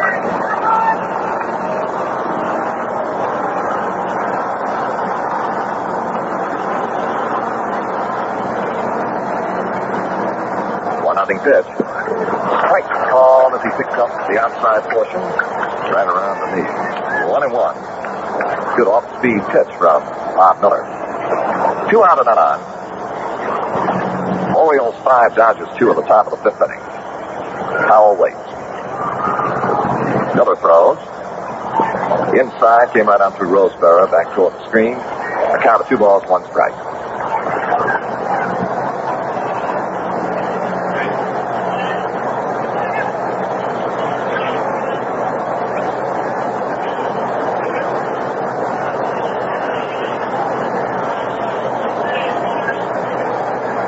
One pitch to Boog Powell.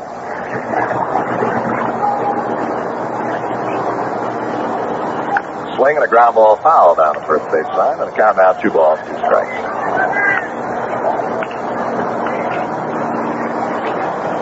The 63rd World Series. American League teams have a 37-25 edge in series competition, but the National League teams have won the last 3 series and 8 of the last 12.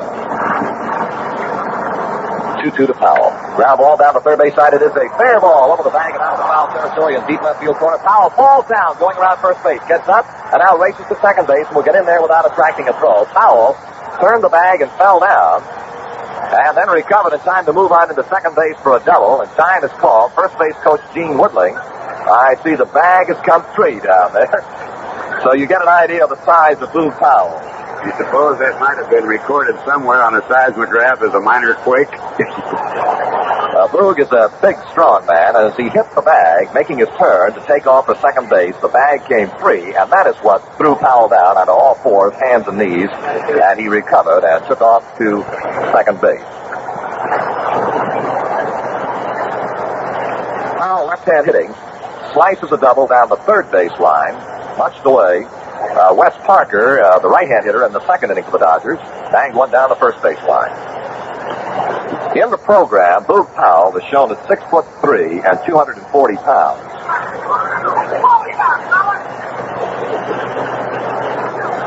Years ago, when this young man was coming into the Orioles system, his weight was the chief topic of conversation. And no less a fine baseball man than Mr. Larry McPhail said that in his humble opinion, he felt that there were only two things that could keep Boog Powell from becoming a fine major league ball player: a knife and a fork. Major League Baseball set a new attendance record again this year, but almost 4 million persons who watched America's favorite game in 1966 aren't included in the record 25 million paid attendance. The big league clubs entertained 3,930,000 free groups as part of their contribution to their communities. Now, these groups included youngsters, handicapped persons, senior citizens, servicemen, hospitalized veterans, clergymen, and workers in community welfare programs. Well, the bag has been repaired at first base. Powell at second with a double. 2 down, and the batter will be Kurt Bleppery. Austin has gone to the mound and is chatting a little bit with Bob Miller. How about Kurt Bleppery? Bleppery ripped his first World Series base hit. In the first inning, a line single into right field. In the third inning, the left-handed swinger popped to the shortstop.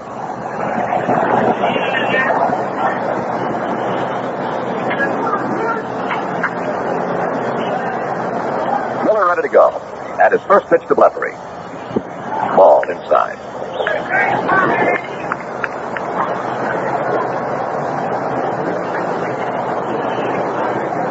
Bleppery was originally signed to baseball to the New York Yankees.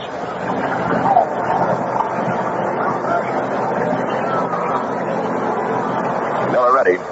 And the 1-0 pitch to left-hand batting Bleppery. Inside again, ball 2. This man, a very keen judge of balls and strikes, is Kurt Bleppery, and has contributed many timely walks to go along with his power of 23 home runs this year, and as a rookie a year ago, 22 home runs.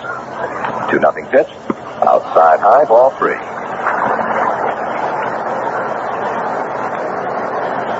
Right-handed Bob Miller working to the left-hand swinging Kurt Bleppery. The count 3-0.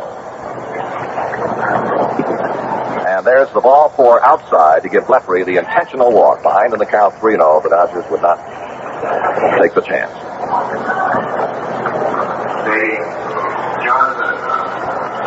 Reflecting now on the visit of Austin to the mound, talking to Bob Miller, this may have been just exactly what he was supposed to do, pitching very carefully, and if he get behind to him, we'll just put him on.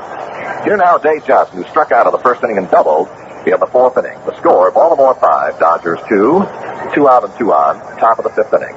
Johnson, a right-handed batter, for the right-hand pitching of Bob Miller.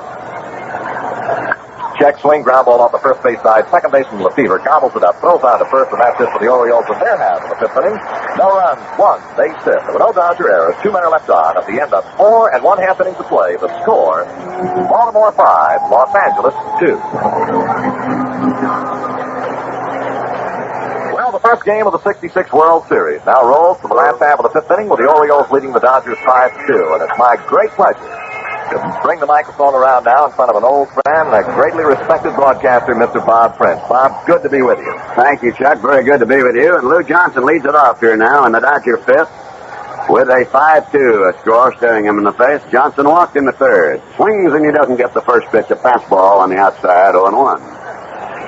Dodgers scoring is sort of in a walk-trot fashion here so far today. Lefevre homered and trotted, and in the third they just walked around enough men until they finally got one in.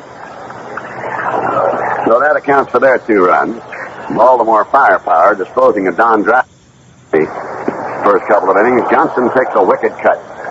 0-2. Lou Johnson playing right field this afternoon for the Dodgers. Mo Grabowski in relief of McNally sends it inside right off the pitch for a ball. 1-2. 55,941 looking on. Beautiful sun-drenched Southern California. Ball 1, strike 2 pitch. There's a fastball. He struck him out, and Grabowski now has recorded 4 consecutive strikeouts. Struck out the side in the 4th and leads off the 5th in the same fashion. 6 strikeouts in all. 5 of them for Mo Grabowski. Here's Tommy Davis, who grounded the 3rd his first time up and drew a base on balls in the 3rd with McNally pitching. And then when McNally walked Lefevre, Parker came to the plate to face Grabowski and struck out. Tommy Davis fouling it back, 0-1. Tommy, you know, won 2 consecutive National League batting championships before an unfortunate injury struck him down and really hampered his ability to stay in there and swing. No balls, 1 strike, 5-2. The Baltimore Orioles in the bottom of the 5th, 1 out and none on. Outfield around to the left to Tommy Davis. Fastballs in at the letters, 0-2. National League umpire Bill Jakowski calling the balls and strikes with Nestor Shalak at first, Chris Pellicudis, Johnny Rice, Mel Steiner, and Cal Drummond rounding out the fine crew of umpires. A ball, 1-2. A little bit of a gap in right center field. Here's the 1-2 pitch, and there's a swing and a foul looped over to the right out of play. 335 down both lines, and then it goes right on out to 370, and ultimately 410 straight away in one of the world's truly most beautiful ballparks, Dodger Stadium. 1 ball, 2 strikes. Grabowski working to Tommy Davis, the right-hand batter. Lines a foul way down the right field line and out of play. 1-2.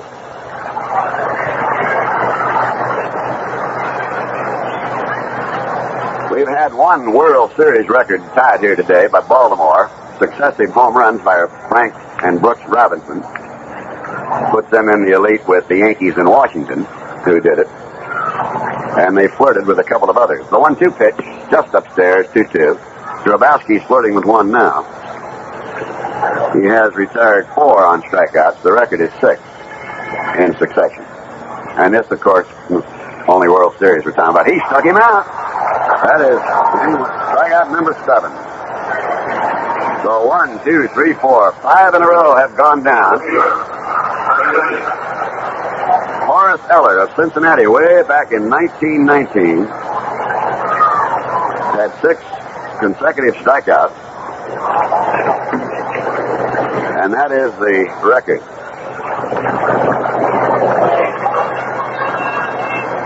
Now Lefevre, the switch batter, who homered in the 2nd and walked in the 3rd. A strike at the belt call. Mo Grabowski was 5-0 with 4 saves as a reliever. Turned in several brilliant efforts, the most notable of which occurred back in July when he relieved Bravebender, worked 4 perfect innings, struck out 8, including 5 straight to defeat Detroit. There's a looping foul to the left side and back out of play, 0-2.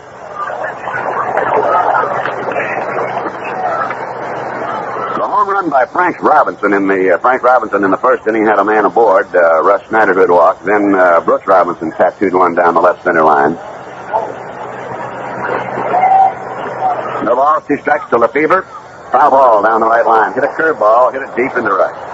Andy Etchebarren walked in the Baltimore 2nd and scored when Russ Snyder singled. And in the 4th, David Johnson doubled the left, moved over to 3rd on an infield out, and scored on a force play hit into by Luis Aparicio. So that accounts for the 5 runs for Baltimore. We're in the bottom of the 5th, 2 down, none on.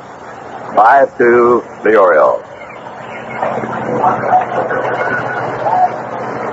They play him straight out. Pitch to Lefevre is let up on. He stays outside with it. A ball, 1-2.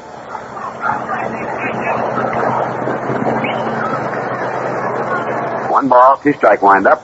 Grabowski delivers. He struck him out, and he ties the record. That's 6 consecutive strikeouts as Lefebvre goes down swinging. And at the end now of 5 innings, as that was 3 up and 3 down, Baltimore leading the Los Angeles Dodgers 5-2. We pause 30 seconds for station identification.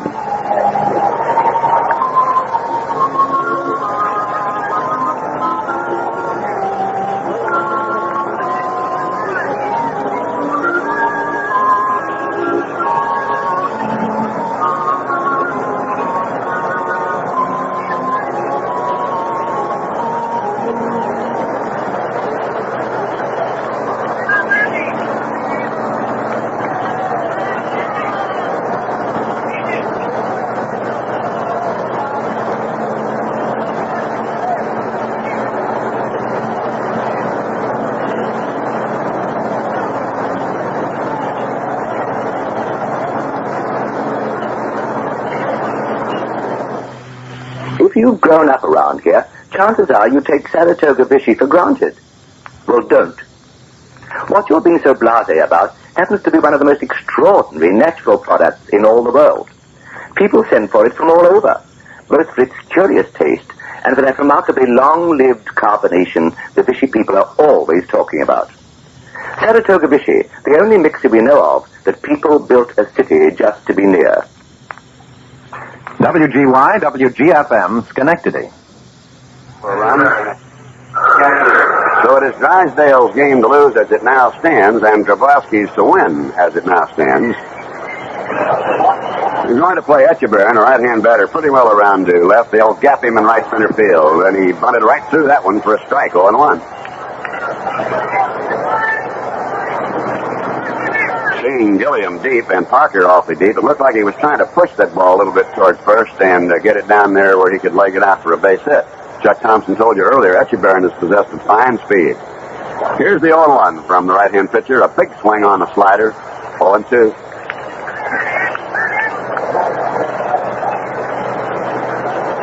No balls, 2 strikes. Miller ready to come back with it.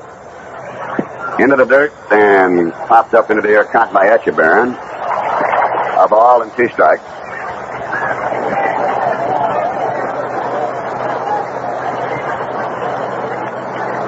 One ball, 2 strikes. 5-2 Baltimore as they lead it off here in the 6th inning. Bob Miller, for the better part of the Dodgers 66 campaign, was Walter Alston's long relief man. 1 ball, 2 strikes. Looped out over second, and Lefebvre can't get it as he went back very magnificently to get to it. It'll be fielded by Lou Johnson, and it's a base hit. It appeared that he jammed him, but he hit a little looper out where Lefebvre just quite couldn't get to it. Here's Mo Grabowski, and the fans here, ever mindful of fairness as they always are in Los Angeles, give him a very fine, warm round of applause. There you see the value of the number 8 hitter in a baseball lineup. He can lead it off with a base hit like that. Your pitcher's in a position to bunt. There's a lot of different things that they can try. He bunts the ball, and it's a foul ball. Echeverria will be at second and now come back. A lot of times, too, your number 8 batter, and he is truly a most essential man in your lineup, can keep that inning going for you and help you keep your pitcher in the ball game. And then turn your lineup over where you're right up at the head of the order again. So Echeverria, getting the base hit here, puts Baltimore in a bunting position if they so wish. No balls, 1 strike. Gilliam is up tight at third, ready to charge. Parker holding to the runner Echeverria. Throw over by Miller, no damage.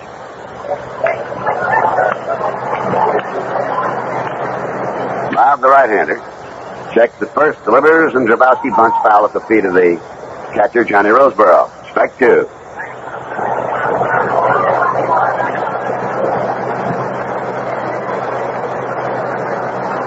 No balls, 2 strikes. 5-2 Baltimore here in the 6th inning. Andy Echeverria at first on a base hit. That's the 7th surrendered by Dodger pitching. Gilliam is still suspicious and is up close at third. He bunts it fairly. Miller comes up. He'll go to second with the ball. In time there.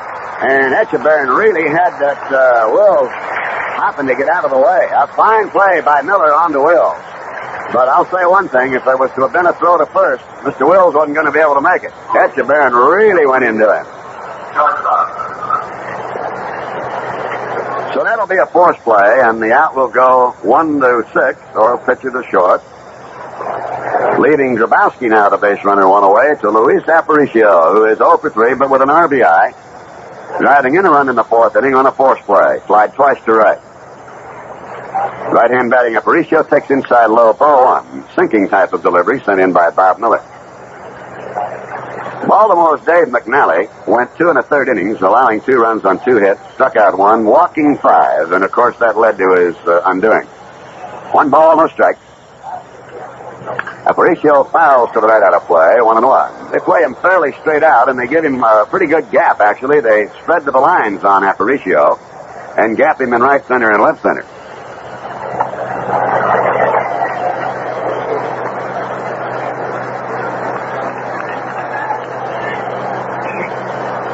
One ball, 1 strike. Top half of the 6th inning. Miller checks on Grabowski, and there's a ball hit sharply down in the hole at short. Nice backhand stab by Wills on for the out at second and not at time at first. Almost the identical play in the 4th inning on which a Baltimore run scored. When Wills beautifully went into the hole to backhand the ball over by third. Got it on to Lefebvre in time, but the relay on to first could not pick up the speedy Luis Aparicio.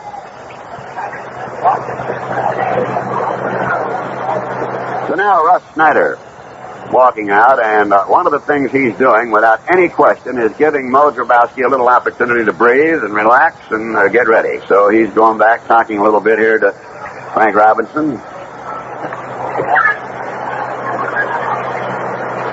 Grabowski, being a base runner, of course, a little extra breathing room for him as he walked out. Now slowly gets back into the batter's box, taps his cleats. Russ Snyder, who walked in the 1st inning and scored in front of Frank Robinson's booming home run to left. Then singled a drive-in run in the 2nd inning and bounced to second base in the 4th, so that he's 1 for 2 on the day. Up high, ball 1.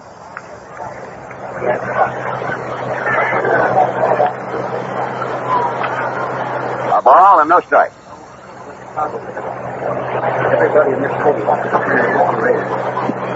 The delivery is in low, ball 2, 2-0.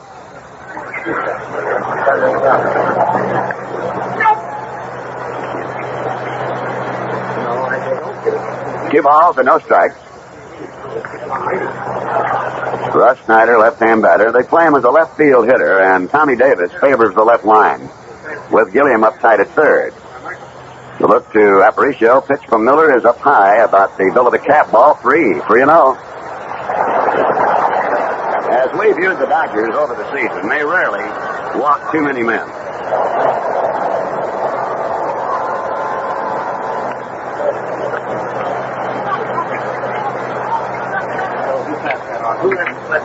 Three balls, no strikes. And the pitch. He walked him, and that'll be walk number 5.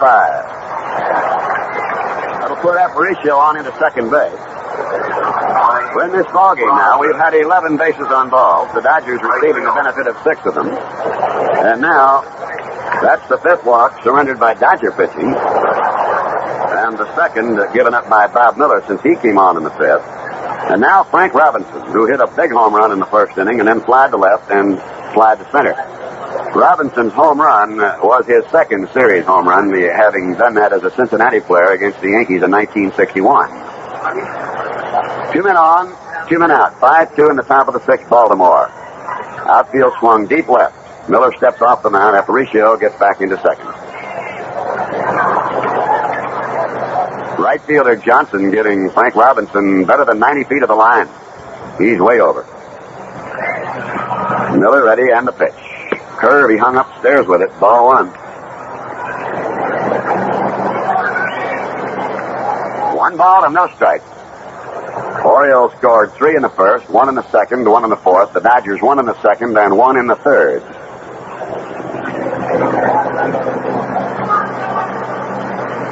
One ball and no strike.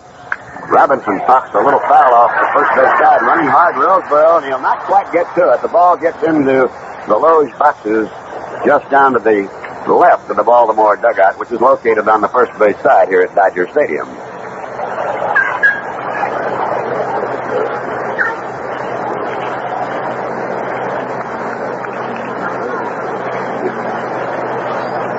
Ball one and strike one. Frank Robinson. He must have wrapped up just about every title in the American League other than the Triple Crown that Chuck Thompson told you about. He naturally led in home runs and runs batted in, runs scored, doubles, batting average. Might even end up with the MVP. Outside, ball two, sinking pitch low. Ron Paranowski, the left-hander for the Dodgers, is now up and warming.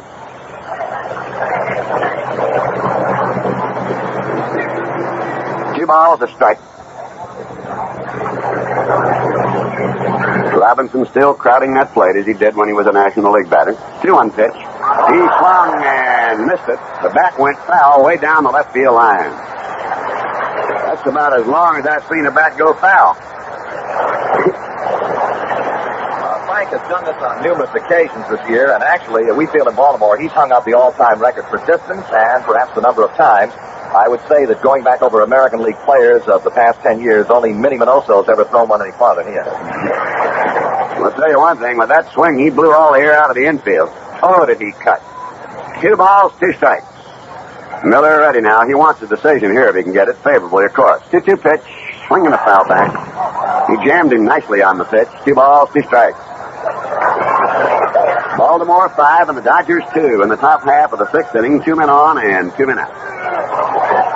Frank Robinson is the first Triple Crown winner in the big league since Mickey Mantle in 1956, and actually led the league in 6 major categories: hitting, home runs, runs batted in, total bases, runs, and slugging percentage.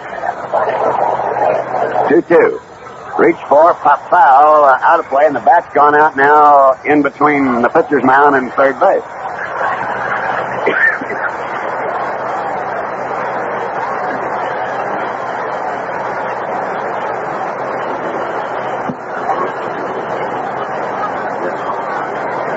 Two balls, 2 strikes. I, of course, have worked many games here at Dodger Stadium, being in the National League, where Chuck Thompson hasn't had that opportunity, but they have developed the tremendous habit here of bringing all their transistor radios, and we can hear our voices coming right back in. It's sort of an eerie thing. 2 balls, 2 strikes. And Robinson is called out. He tried to save it, but it was not a swing, and it's strike 3. So the inning showed for Baltimore in the 6th. No runs, 1 hit, no Dodger errors, 2 Baltimoreans stranded. At the end of 5.5 innings of play, Baltimore 5 and the Dodgers 2. Well, now let's see. Will the 55,941 Dodger Stadium fans see history made? The burning question is simply this. Mo Grabowski has struck out the last 6 batters. That ties a major league record we told you about, set back in the early 1900s. And if he can put away Parker, as he did in the 3rd, he'll establish a new all-time consecutive strikeout record. Horace Eller of Cincinnati did it in 1919. So Wes Parker takes a strike.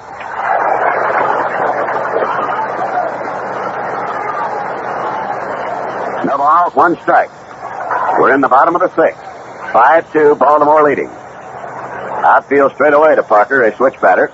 Grabowski's curveball lashed for left field. Going over to get to it is Bleffery, and he'll stow it away. That'll retire Parker, but stop the threat of the record, at least for now. Now here's Junior Gilliam, who has walked twice, and in the 3rd inning when he walked, the bases were loaded, so he picked up an RBI.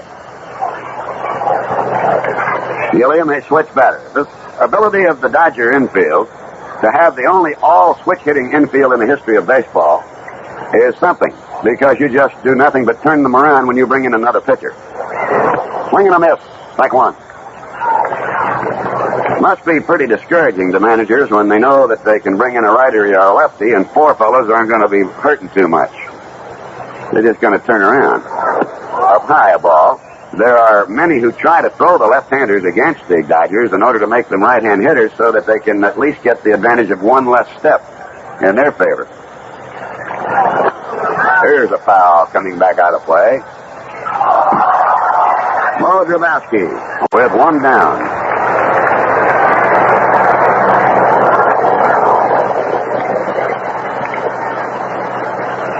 Grabowski, since walking Gilliam with the bases loaded, has settled down and has retired the last 8 men to face him. And only one ball now being hit out of the infield, and that was Parker's fly ball to left. There's a looper hit out back of short. Aparicio drifting back on the edge of the grass, getting under, and there are 2 down. Dodgers 6th inning, where Baltimore leads 5-2 in Game 1 of the 1966 World Series.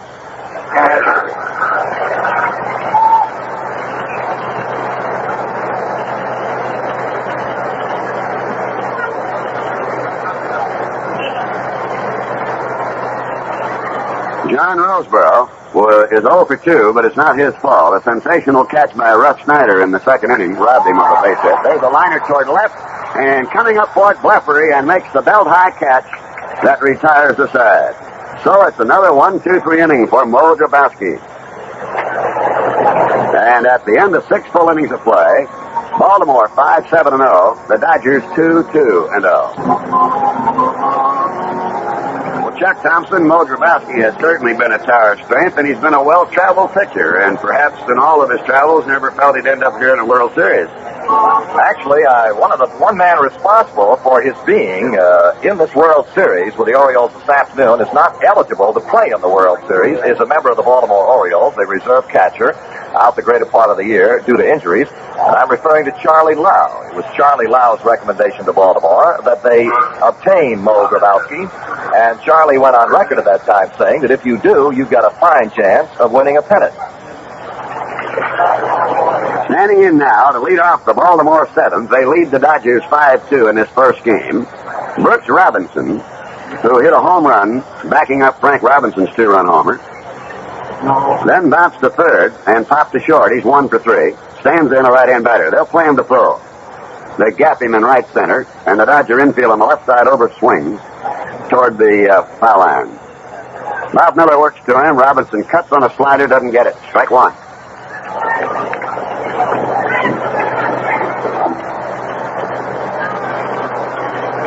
Lefever's playing back rather deep near the edge of the outfield grass.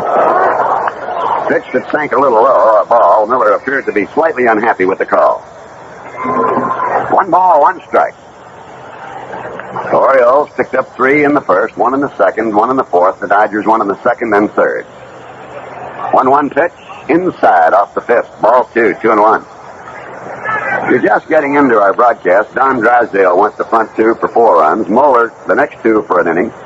The next 2 for a run. And Miller's been on since the 5th. 2 balls, 1 strike.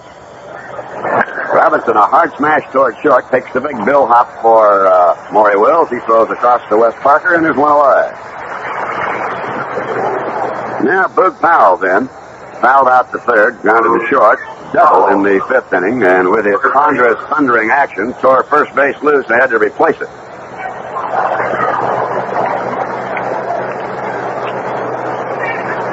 They're going to play him straight out. Right fielder Johnson has deepened his position considerably, and they're overshifting Lefever and Parker. Hard wrap off the right side, back on the grass. Lefever, he's up and throws him out. Luke Powell retired, second to first, 2 down.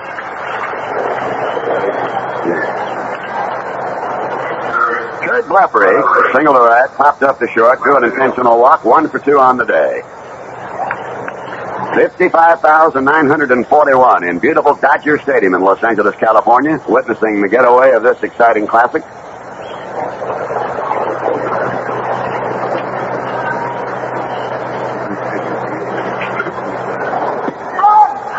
In there for a strike.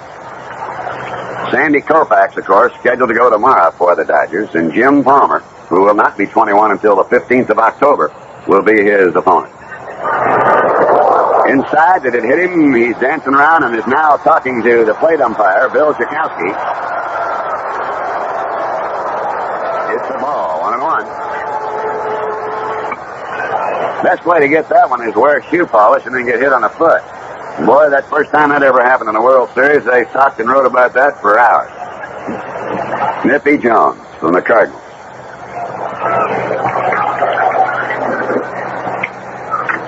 One ball, 1 strike pitch. Curveball hung up high around his cheekbones. 2 balls, a strike.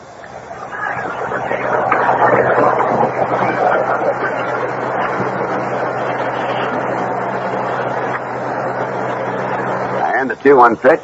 Referee takes a curveball that came in too low, 3-1. Conceivably, this would be Miller's last inning of work as he is the scheduled batter in the 7th. Baltimore leading 5-2, top of the 7th, 2 out and none on. Bob Miller on the 3-1 pitch. The referee, a big bouncer, hit toward Lefevre. He's up and throws, second to first, and the out is recorded and the side retires. So it's 3 up and 3 down.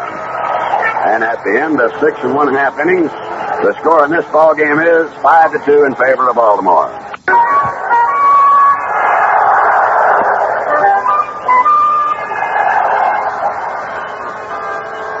Dodgers go to their bench and bring up very powerful left-hand swinging Wes Covington to bat in place of Bob Miller. Miller becomes therefore today the first Dodger relief pitcher to stop the Baltimore club from scoring. Turning in 3 fine innings, no runs, allowing 2 hits, and getting 1 strikeout, issuing 2 walks, 1 intentional. So Covington comes on now. Grabowski's in there with a soft curveball to the outside corner, which Covington took for a strike. Moe is retired 10 in a row with 6 strikeouts in there and no hits since the 2nd inning when Parker doubled, but that wasn't off Grabowski. That was off young Dave McNally, the starter. Baltimore leading 5-2. The outfield is straight out and deep to Covington. Tried to check his swing, but it didn't help. Strike 2.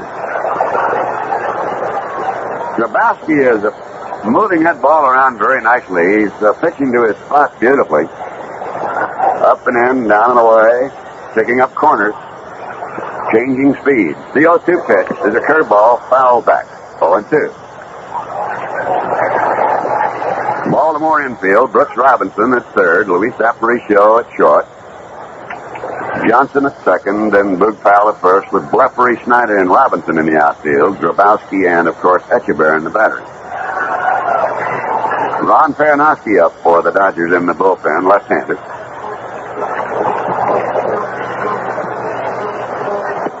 Covington strikes out swinging.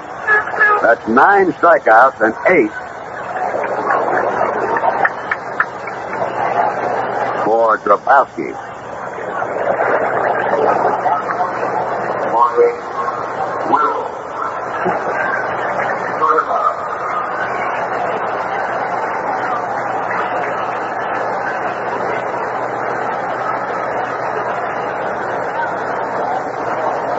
Maury Wills punches at one and fouls it off to the left side. Maury walked, struck out twice. The last 10 recorded out by Grabowski, 7 of them have been strikeouts. So Maury Wills is in. They overshift way to the left to him, takes it high about the bill of the cap of ball, 1-1. Brooks Robinson comes up a little bit to guard against the tap down that way. 1-1 pitch. Line foul past Preston Gomez, Dodger third base coach. 1 ball, 2 strikes. Baltimore leading here in the bottom of the 7th, 1 out and none on, 5-2. Willie Davis, the on-deck batter. 1 ball, 2 strikes. Now Grabowski ready to go. There's a little chop toward third. Brooks Robinson comes up, gets it foul. 1-2.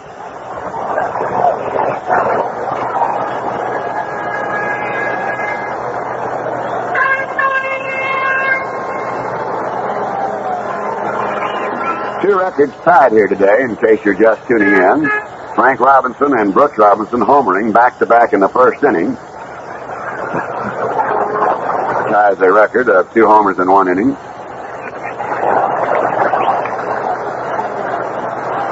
And the 6 consecutive strikeouts by Grabowski ties their long-standing record. 2 balls, 2 strikes.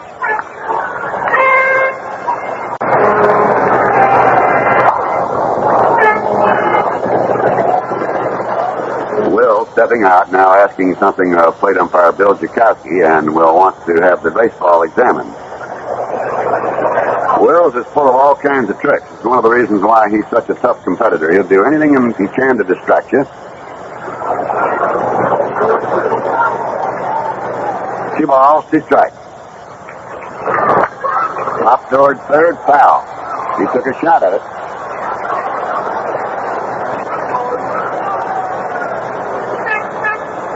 Frank Robinson, the Oriole right fielder, is about 110, 120 feet off the right field line. They don't look for Wills to pull. Then they pull Russ Snyder way over, and Bleffery's almost on the left field foul line and very shallow.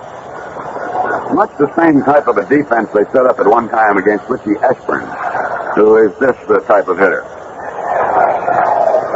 2 balls, 2 strikes.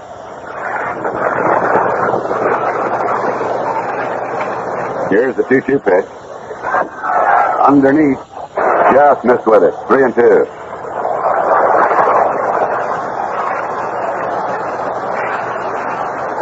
Three balls, 2 strikes in the windup. And he lost him on a walk. So that is the 6th walk. Second given up by Drabowski. And there have been 11 bases on balls so far in this game. Here's Willie Davis now, who twice has popped up the short and once struck out. If you're going to double him up with the Wills, you're going to have to get a one-hopper somewhere in a sudden hurry. There's a liner to left for a base hit. Coming up fast forward is Bleffery. Fires the ball into third baseman Brooks Robinson, and the Dodgers have runners at first and second and 1 away.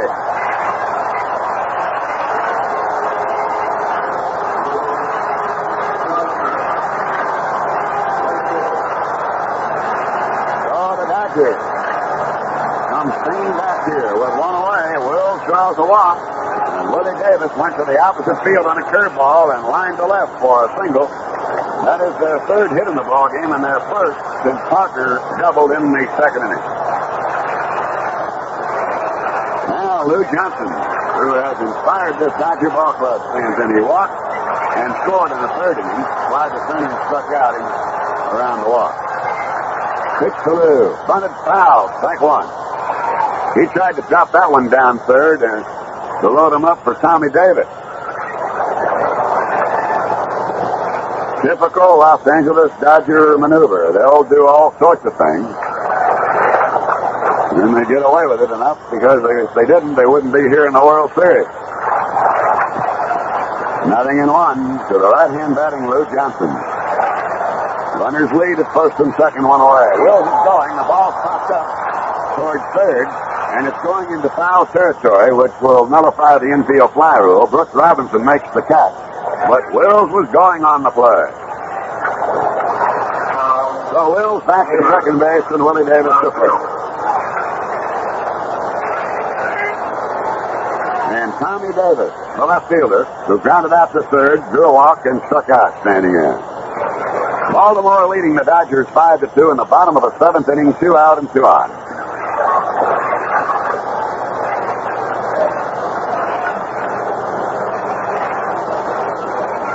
Right-hand batting Tommy Davis.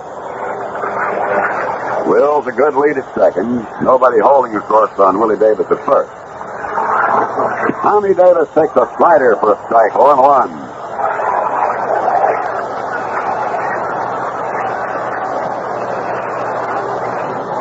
No balls, 1 strike.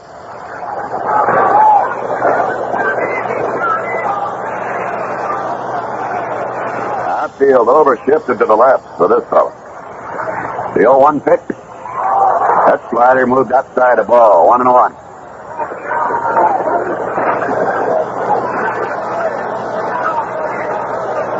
Well, the gentleman known out here rather affably as the Vulture, Phil Regan, is up for the Dodgers, replacing Peranowski. 1 ball, 1 strike pitch. Hit up the middle, over to the right goes second baseman Johnson. Flips it on to Aparicio, and Willie Davis is in a big argument. He didn't think that he was out. With his speed, he thought he had it, and Chris Palacutis says it was bang, bang, and you're on the other side of it. A hot play on a bouncing ball right up the middle from Johnson to Aparicio to force Willie Davis and retire the Dodgers. No runs, 1 hit, no errors, and 2 left. At the end of 7, The Baltimore Orioles lead the Dodgers 5-2. And now we've got Ron Peronofsky, and Ron, in 55 games for the Dodgers this year, won 6, lost 7, and pitched to a 3.18, and will face the right-hand hitting Oriole rookie second baseman, Dave Johnson. Prince. Okay, Chuck, you know, it never ceases to amaze me. Every time you see a real fine play, it's so often that man leads off the next inning. And Johnson certainly made an excellent play there on that ball to save a Dodger run and perhaps a big rally, you know. He leads it off, and he's 1 for 3, a double. Peronofsky sends him a little low curveball, ball 1. Drysdale, Moeller, Miller, and Peronofsky. 1 ball, no strike.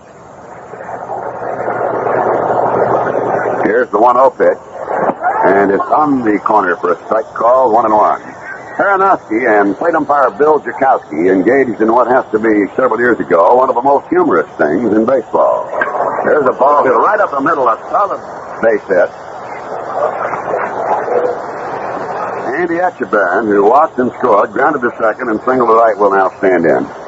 Peronofsky, walking in from the bullpen, getting ready to first, had taken his small transistor radio. He loves to listen to music in the bullpen. And he had it in his glove, and umpire Bill Jakowski, when he was out on the mound, was walking around trying to figure out where was the music coming from. And they finally took the transistor off him and turned it off and put it someplace else. Andy Etchebarren, a right-hand batter. David Johnson is 2 for 4. Fine young second baseman. Baltimore, you know, got this far with 4 rookies, outstanding ones in their lineup. Etchebarren takes up high, ball 1.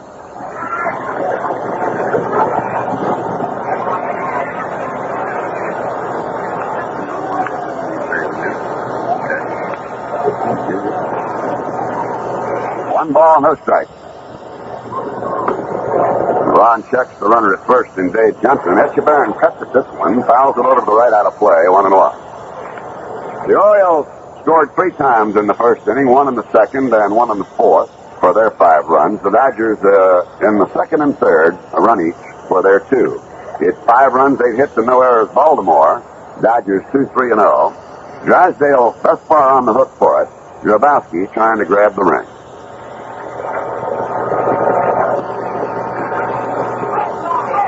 Ball 1, strike 1. Bunts this one rather hard back to Peronofsky. He goes on a low throw to Wills, who holds the ball, has no play available on a fine play where Wills that time just held the base in his position and gets the out. Chuck Thompson has an interesting note here. Just that in the first inning today, the Baltimore Orioles scored as many runs as American League clubs scored in 5 previous games at Dodger Stadium. Mo Grabowski, a fellow with a pretty good sense of humor, too. The phone rang in the KCA's bullpen one night. The boys said, warm up Krause. They did. The voice belonged to Grabowski. A foul back on a bunt try, strike 1. Baseball, and particularly teams, need 1 or 2 fellows that are on what they sometimes call the flaky side of life. The fellows that keep you laughing and don't let you take things too seriously. And I don't believe in all the years we've all been together in baseball, we've ever seen one club that didn't have 1 or 2 like that. It's most necessary. The pressures that are on these young men are truly tremendous. No balls, 1 strike. Mo takes it low for a ball, 1-1. Shortened up as though he might be bunting. Now Parker in to say something to Peronofsky. Undoubtedly wants to know when Ron is going to the plate with the pitch so that he will not be breaking in when Ron might be throwing the ball over to first base. They usually have a sign or 2 so that the first baseman knows exactly when the pitcher is going to come to the plate with it. 1 ball, 1 strike. Mo swings, and it's 1-2. Junior Gilliam, very fine Dodger third baseman, and a fellow who down through the years has been their glue man, is up close to third base still. 1 ball, 2 strikes. Peronofsky, the 4th Dodger pitcher. High for a ball, and the shortening up as though the bunt brought in both third and first on that one. Gilliam, when he was maybe a year or two younger and batting just in behind Maury Wills, would have as much credit for Wills' tremendous efforts in stealing as anybody, because he could afford to go deep in the strike count and give Wills the shot. 2-2 pitch. Bunted foul, and that'll be a strikeout for Ron Farinowski. Strikeout number 3. 2 down, and Luis Aparicio stands in. He is 0 for 4, but with an infield out in the 4th inning, drove in a run. Baltimore leading 5-2. A lot of times, Wills would attempt to gauge the motion of the pitcher so that he could steal. And with a man like Gilliam up there, who could afford to go deep into the strike count like 0-2, Wills would get that ample and extra opportunity. And then if Wills looked like he might be out, Gilliam would foul it away and save him. Did a tremendous job. He truly is one of the game's great performers. Aparicio. Right-hand batter. Runner at first base, Andy Etchebarren. A strike is called, 0-1. No balls, 1 strike.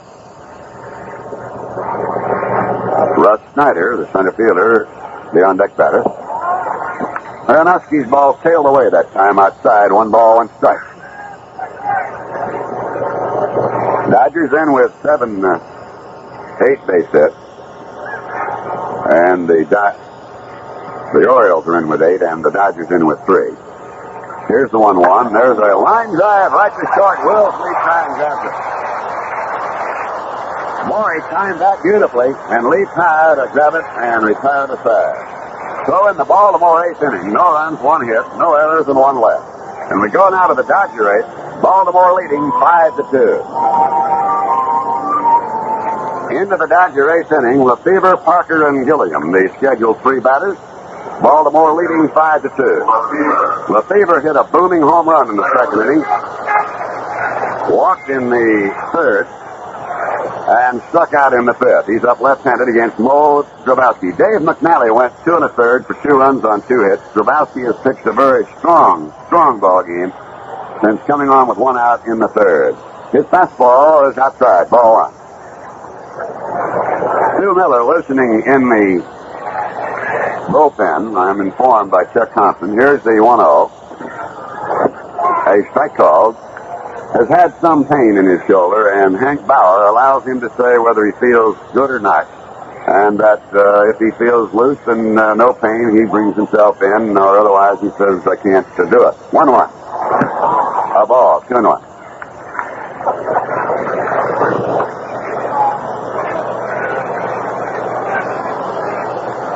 Gene Brabender, the young right-hander, is up, and he has done yeoman-like work for Baltimore, who have fought and clawed their way into their first World Series with 4 or 5 rookies actually on their roster.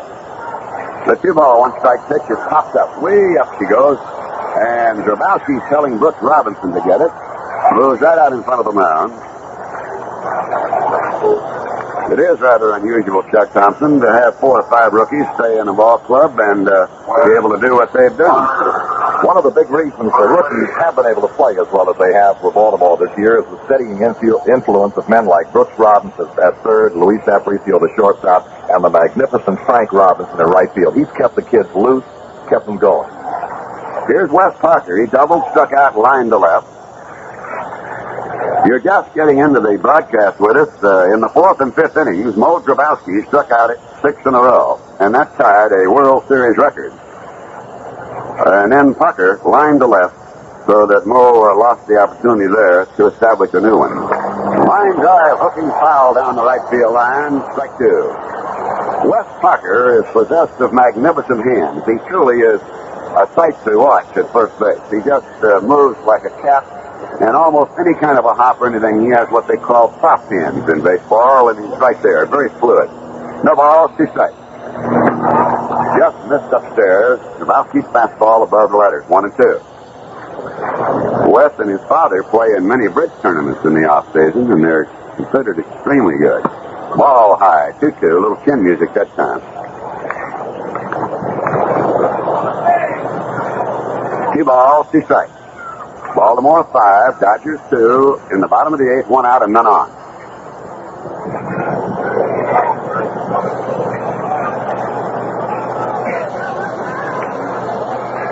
2-2.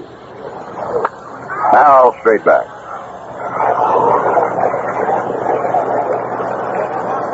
Well, I think tomorrow would be one day that even the incomparable Sandy Koufax would have to admit that he can't pack them in.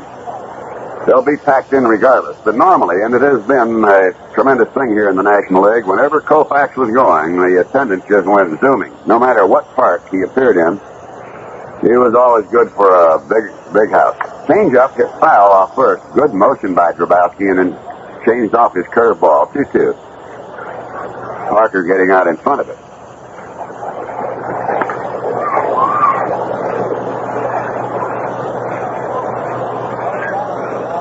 Robinson, Aparicio, Johnson, and Powell, the Baltimore infield. Now the 2-2 delivery. Fastball struck him out swinging. 10 strikeouts, and 9 of them for Drabowski. He might command a little ink tomorrow.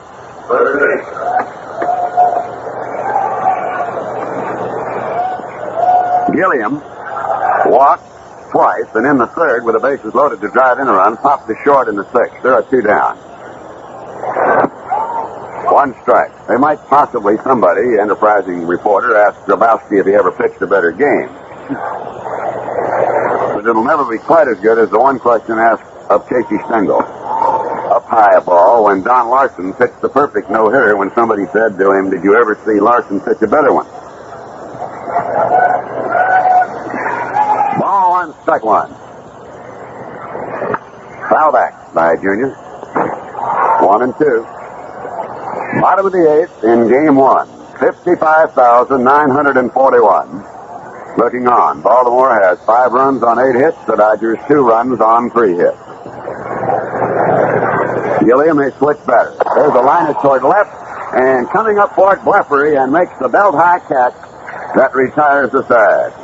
So it's another 1-2-3 inning for Mo Drabowski. The score in this ball game is 5-2 in favor of Baltimore. Moving now into the top half of the 9th inning, for what Baltimore hopes is productive number 1, number 2, the end of the line. They lead 5-2. Russ Snyder, Frank Robinson, and Brooks Robinson. Russ Snyder, the center fielder, walked and scored in the first inning, singled to left in the second to drive in a run, grounded to second, and walked. So that on the day, he's 1 for 2. He's a left-hand batter, facing left-hand pitching Ron Peranowski. First delivery is a ball bounced over the mound, going up toward second. Wills comes up behind second. A dart throw over there to Wes Tucker, and there's one away. 1 down now to Frank Robinson, who has 1 for 4, but it was a big one. A home run, his second World Series homer, having done so back in 1961 against the Yankees. But in the first inning here, with Russ Snyder aboard, he found the power alley, which is about just a little bit off the foul line. Down both lines. You have to pull the ball here normally to get home runs. This park yields very few on the year. The outfield swung deep and around to the left. Peranowski delivers a curveball, a mighty swing, and a foul over into the Dodger dugout on the third base side. Strike 1. That time, Peranowski gave him a big motion, took something off his breaking ball.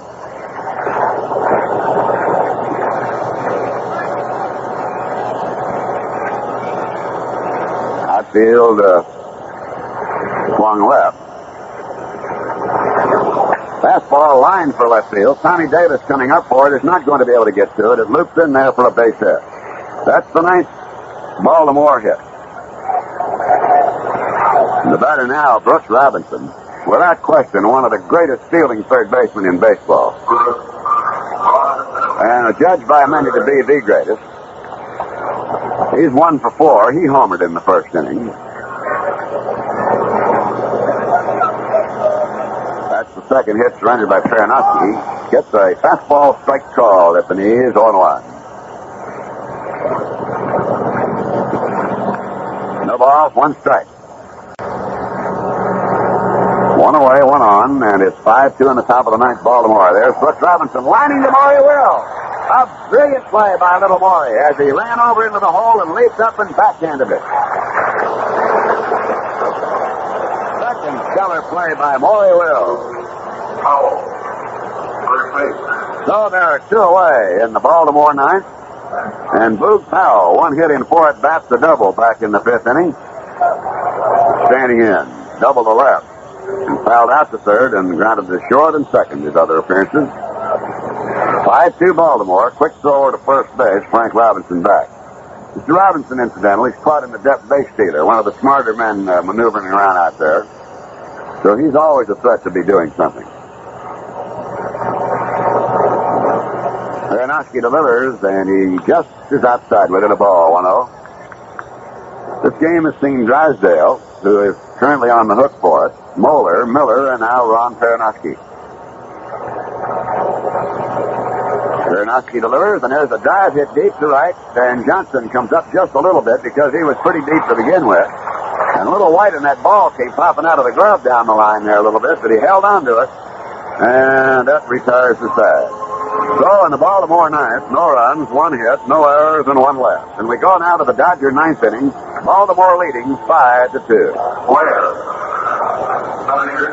Manager Hank Bauer has now made a defensive change, moving Russ Snyder from center field to left in place of Kurt Bleffery, and Paul Blair has gone into center field.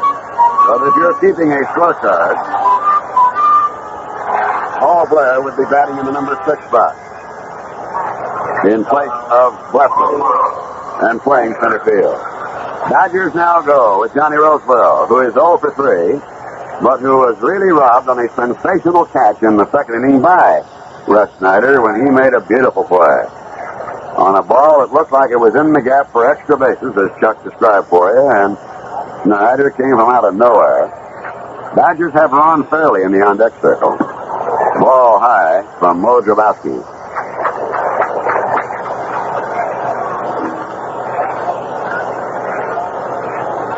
One ball, no strike pitch.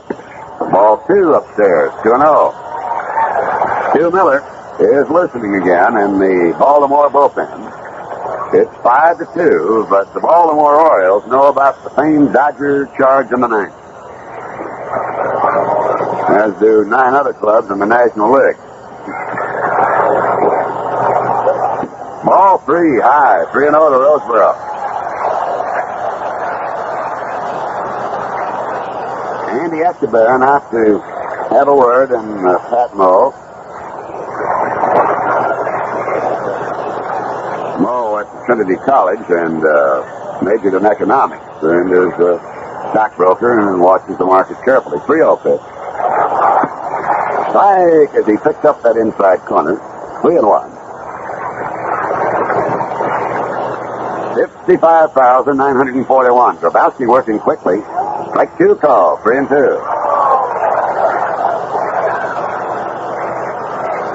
3 balls, 2 strikes, Roseboro, the leadoff batter. And the 3-2 pitch, he struck him out swinging. So he went right to the brink of the plank and then came right back down it with 3 strikes. That's 11 strikeouts, 10 for Grabowski. Now here's Ron Fairley, Southern California boy. Has won some very big ball games for the Dodgers. He's batting at .288. Plays either first or out in right field. He had 14 home runs, but they were some big ones at the right time and 20 doubles in the season just completed. 1 away. Sinking pitch low, ball 1 to the left-hand batter. Baltimore leading 5-2 in this first of the 1966 World Series. The 1-0 pitch. Strike swinging. Now, Grabowski is pitching out of sunlight in the shadow. And this, of course, is the added advantage. You see the ball, then all of a sudden it disappears from you. Just upstairs, ball 2, 2-1. For many years, down through the years, and of course you heard it so much because the Yankees were always in the World Series. When he played over there at Yankee Stadium in the fall, Grabowski started to deliver and Fairley stepped out. And time was called by plate umpire Bill Jakowski. But pitching in the shadows of Yankee Stadium, Batter had a tough time. 2-1 pitch, barely fouls it straight back. 2-2.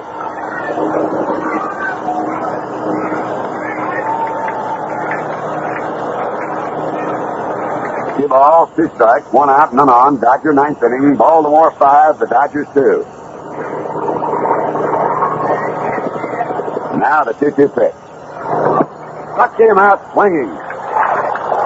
Phenomenal performance. Chuck Thompson, I don't need to ask you if he's ever looked any better. The answer in a word, no.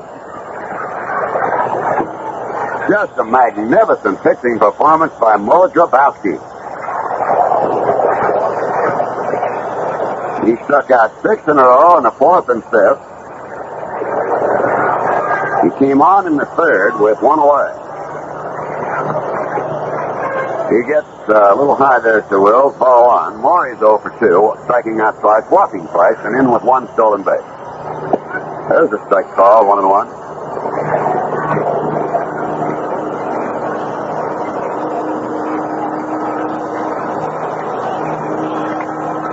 Bounce down toward second base. Johnson is up, he throws, and Baltimore beats the Dodgers in the front game as the Baltimore Orioles rush out to really storm Mo Grabowski for a sensational pitching performance.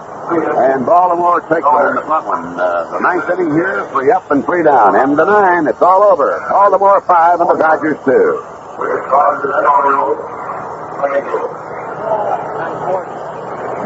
This is Joe Garagiola. The World Series is right around the corner, and so are the thrills, the relaxation, the laughs, and the memories that make it the #1 sports event in America. To help make this World Series more enjoyable for you, your Dodge dealer has a copy of Joe Garagiola's Fun and Fact World Series scorebook. And it's free, too. For the fan who wants to keep his World Series memories right where you can call on them, there are score sheets for 7 games. You'll also find a few of the key records in World Series history, including one that might come as a bit of a surprise. There are also some light looks at things that have happened in World Series over the years, and a few tips on things to look for that might make the series a little more fun for you. Dropping in on your Dodge dealer is always a good idea. He's got a service for you there called customer care, which means he cares as much about you as he does about your car. So whether you're a rabid fan or just an occasional watcher, pick up your free copy at your Dodge dealers.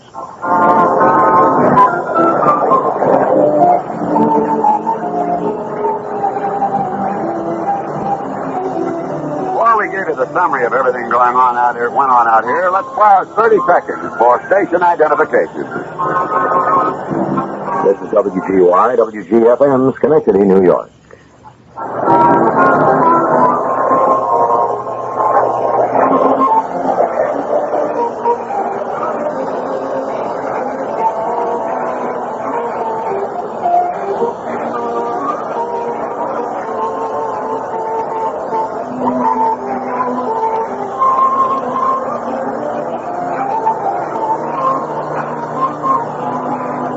The crowd begins to file out at this beautiful Dodger Stadium. 55,941 were looking on. There was a lot of drama that unfolded right here in this first game, and it sets it up to be one whale of a series, Chuck Thompson. Before we begin to think about what could happen tomorrow, as the magnificent Koufax is scheduled to pitch for the Dodgers, and the hard-throwing youngster Jim Palmer is to pitch for the Baltimore Orioles. Let's take a look at what took place here this afternoon and get the figures out of the way. First of all, the victorious Birds with 5 runs and 9 hits. They did not commit an error. They stranded 9 men. The Dodgers 2 runs on 3 base hits. They did not commit an error. They stranded 8 men. The winning pitcher will be Mo Grabowski. 1-0, of course, and this is his first series game. The loser is Don Drysdale, 0-1 in this series as of the moment. Now, the Dodgers have now lost the opening game of the series 10 times in their 13 series appearances. You recall last year, the Dodgers lost the opener in Minnesota by a score of 8-2.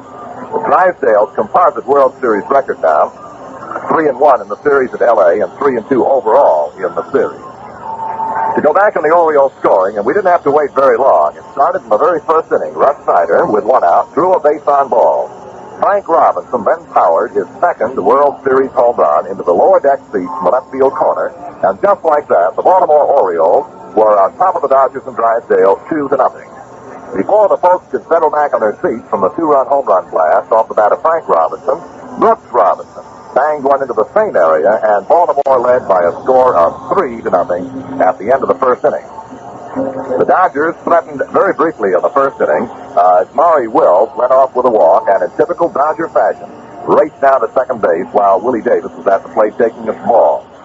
However, Dave McNally, the Orioles starting left-hander, retired Davis, Johnson, and Tommy Davis in order, and they were out of the inning in that manner. The Birds picked up run number 4 in the second inning on a leadoff walk to Andy Etchebarren. He was sacrificed to second base and scored on Russ Snyder's single into left field, and Baltimore led by a score of 4-0. It didn't last long because Jim Lefevre, leading off for the Dodgers in the second inning, homered. And it was in this inning that the Dodgers came up with their biggest threat of the day. With a leadoff home run by Lefevre, Wes Parker then followed with a double. A walk to Gilliam, and the Dodgers had runners at first and second base with none out. John Roseborough hit a blast, headed to the alley in right center field, and center fielder Russ Snyder of the Orioles dashed into the gap and made a fine diving tumbling catch to take away the extra base hit from Roseborough. McNally then went on to retire pinch hitter Stewart and struck out Maury Wills, and at the end of 2, it was Baltimore 4 and the LA Dodgers 1. The Dodgers came out with a big threat in the second inning to pick up their second run, and they got it in the easiest possible manner, as left-hander Dave McNally for Baltimore retired the leadoff hitter in the third inning, Willie Davis, in the pop-up to short, but then just lost his control, and he walked Lou Johnson, Tommy Davis, Jim Lefevre to load the bases. And that's when manager Bauer went to the bullpen and called upon the veteran Mo Drabowski. And if you've heard Bob Prince through the last half of the ballgame, Drabowski was just magnificent. With one out of the bases loaded in the third, he struck out Wes Parker. Then a walk to Gilliam forced Lou Johnson home with the Dodgers' second run of the game. Following that, Drabowski got Roseborough on a pop-up to the catcher Etchebarren, and the Orioles were out of the inning. From that time on, the Dodgers never threatened. Drabowski went roaring right along, and at one time had retired 11 men in a row. He struck out 6 in a row to tie a World Series record.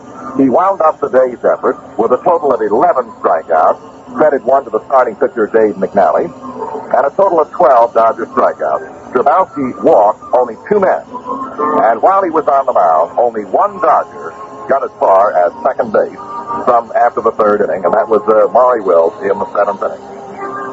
Drabowski finished with a flourish, picking up 3 more strikeouts in the last 2 innings, as he fanned Wes Parker in the 8th inning, and to start the 9th inning got Roseborough and pinch hitter Fairley, and then Maury Wills in the bounce out to Dave Johnson to end the ball game and give the Orioles something they desperately wanted in their swing to California, the first game.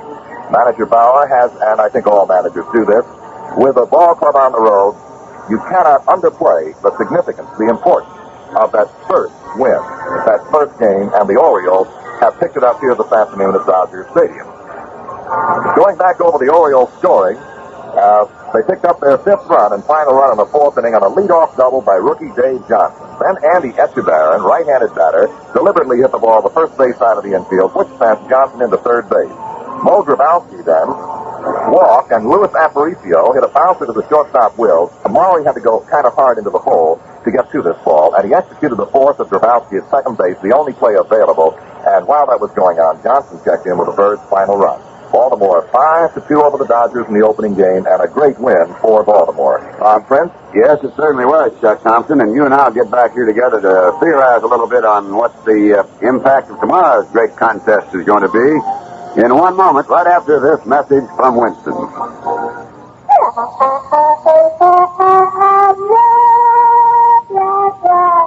Wow, wow, wow, wow, wow, wow, Winston tastes good. Like your cigarette should. When I change to Winston, I change for good.